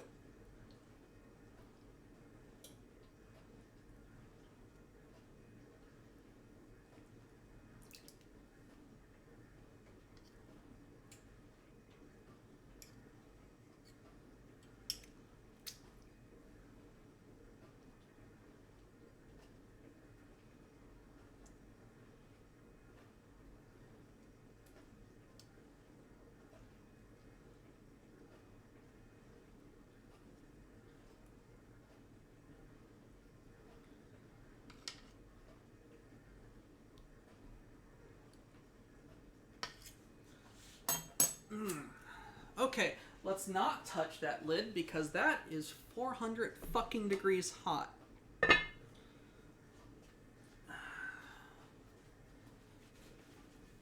I honestly cannot wait for this.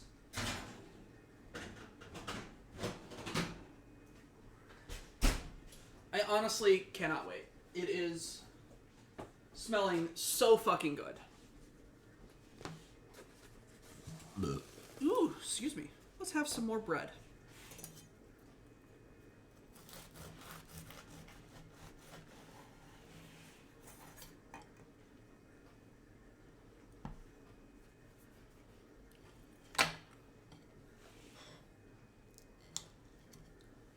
More butter. Alright, I missed some chat. My cooking pan is older than those artifacts. Yes. Okay, there's a random ass display of bog oak nearby where I live where they displayed the oak oldest to youngest. I thought it was 100 years earlier than it was. It was a scary reality and perspective. I'm good. Just made a beast of a close range mech and scared my friends with it. 3 of us tag teaming took us like 18 hours. There was oak from the time of baby Jeebus. It was not the oldest oak. Wasn't the oldest oak by a few thousand years. But yes, no.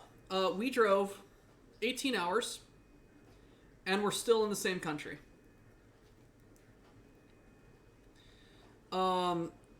You start in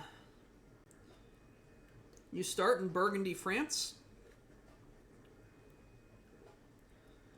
18 hours later, you're like in Warsaw. It's crazy.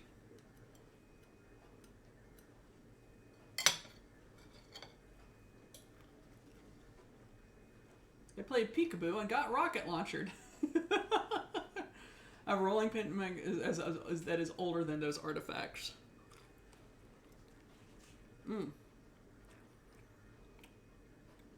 It holds together and crumbles in the most delightful way.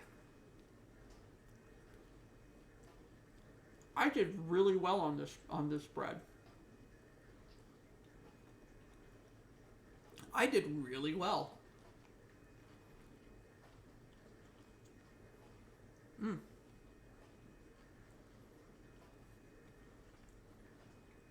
I'm enjoying eating food and talking with you all. Like, this is honestly one of the highlights of my week.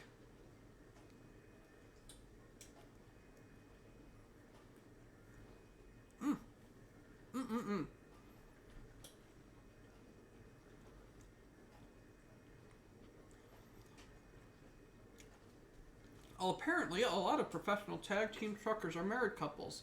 Like, do these guys walk up to a girl and ask, hey, you want to sleep in a cab, drive 8 hours, and then live out of truck stops? Hell yeah, baby, I want that. I mean, they're also older people, too. They've probably sold their houses. And they're basically like, hey, you want to buy an RV? Hey, what about an RV that makes us money?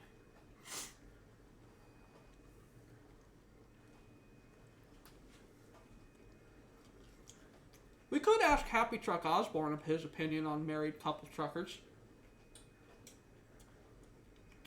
At one stage, I was tempted to do long-haul tapping and trucking with a buddy for a few years to make big money. Thank fuck I didn't. Why the fuck are you thankful that you didn't? Trucker's house, they can be quite comfortable. They can be. Can.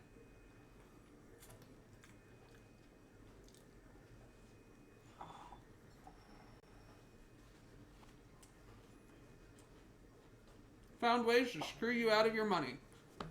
Good riddance.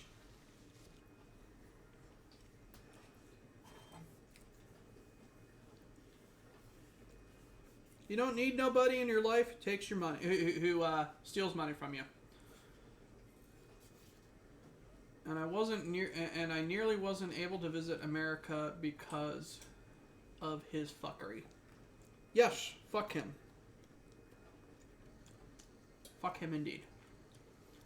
If they're partner enough to live out of a truck together and nomadic, then they deserve love.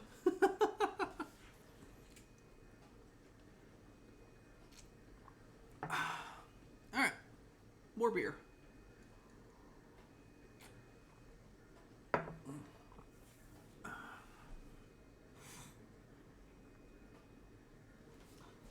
I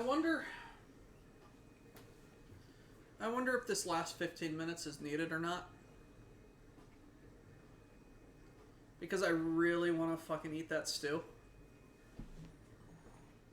I'm really goddamn hungry. And it smells really good. To what little sense of smell I have.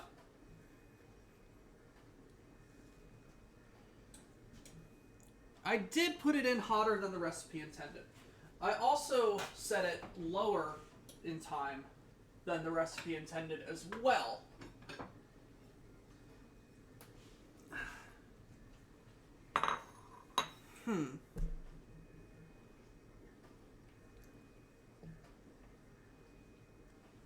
Check the spuds. You're right.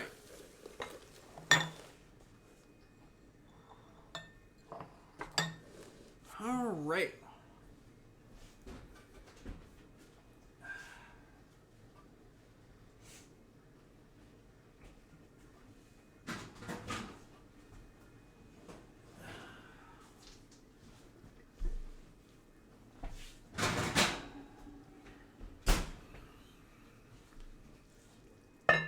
Woof.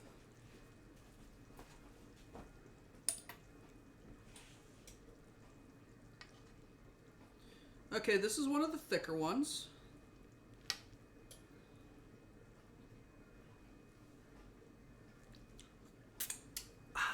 Yes, it's done. It's done. So let's just stop that timer. Look away, for I am going to commit a sin, but this is what he did in the video, and it kind of saves time. Because I need to save time, because Stryker needs to paint.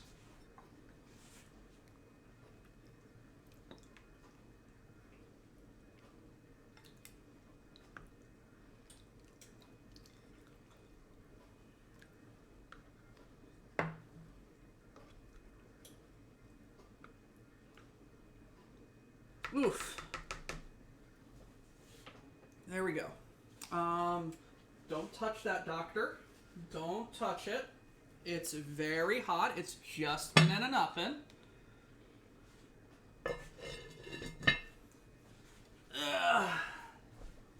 Let's put that over there. And let's put this right here. Let's grab some more bread.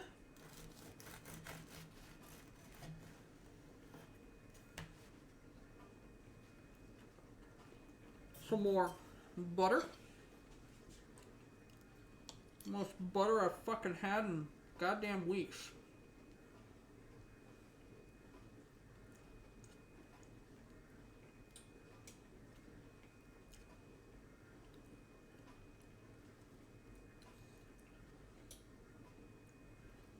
Ah. All right.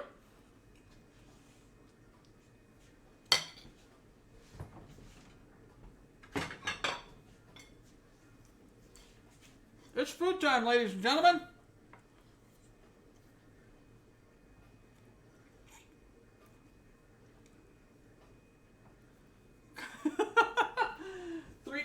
One quarter listening, 3/4 shit posting.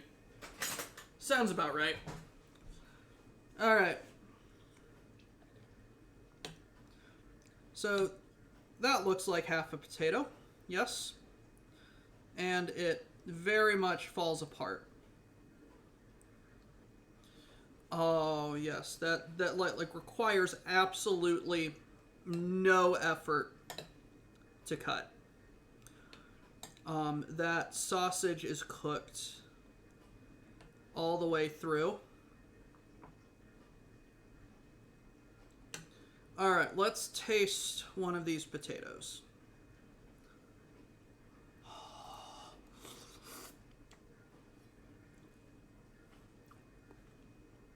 Oh God, it tastes so good. It's very hot. Oh God, it's very hot. But it tastes so good. Oh gosh, it has been infused with that stout flavor and the bacon flavor and the thyme flavor. Oh gosh, it is so good.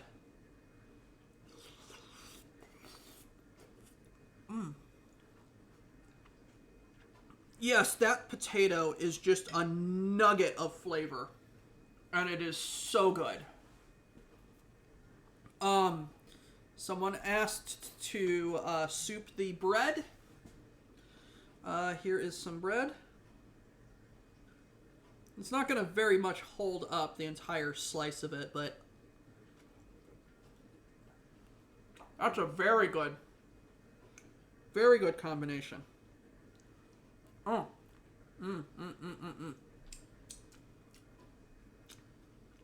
Very sweet.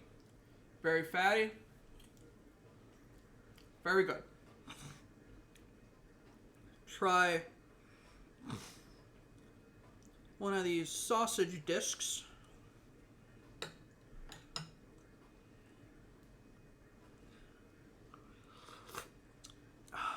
Very hot. Oh, that bacon tastes fucking amazing. It's the bread I have.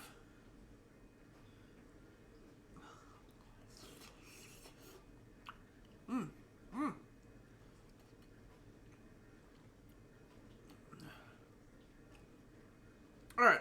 On one hand, I really wish I could have found. On one hand, I really wish I could have found some Irish sausages, like this recipe actually called for. On the other hand, beer brats, which is what I have, pork sausage, which is what the recipe technically calls for, is very good. Maybe, perhaps, I should have skimmed off some of the fat, but I didn't, because I'm pressed for time, and also fat is flavor. I love the potatoes and this broth more than the sausage. Oh my gosh, there is so much flavor in this broth. And those potatoes, just as soon as you touch them, just disintegrate. Like, they look like they're still those chunks of potatoes, but it's like I just barely touch it, and it just falls apart. This is so good. Throw in some black pepper beef sausages. That's good, isn't it? How much beer did I put in? Enough. I put in about a cup of beer.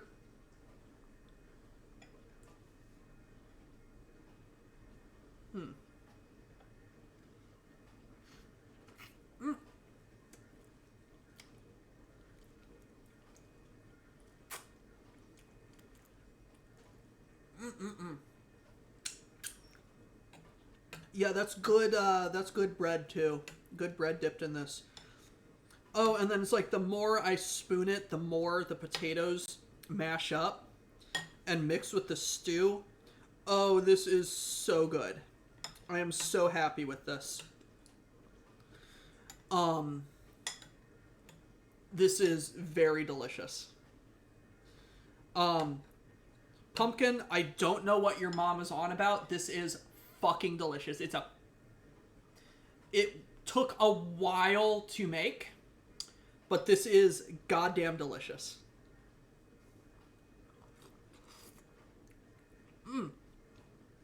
Oh, very warm.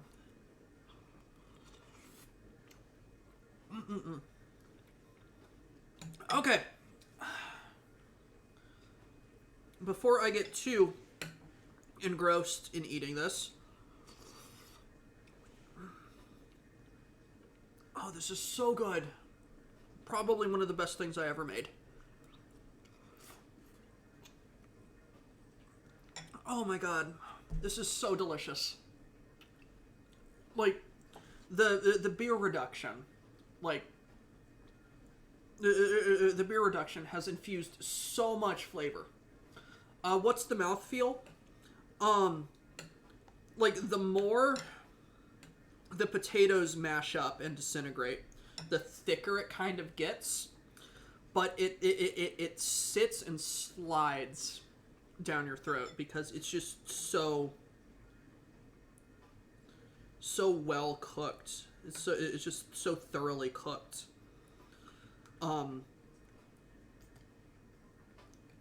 It just tastes like heaven.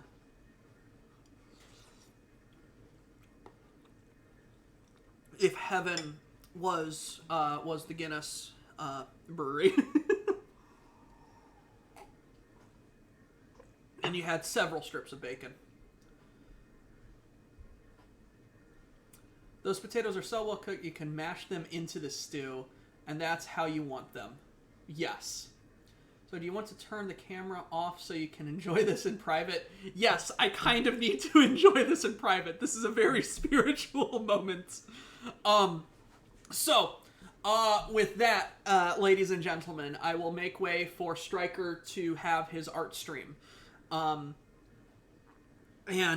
Please and thank you, ladies and gentlemen of the WBPL, of the Aux, of the BPL. Thank you for joining us, Mr. Tex. It has been an absolute wonder and delight to have you in the chat. And I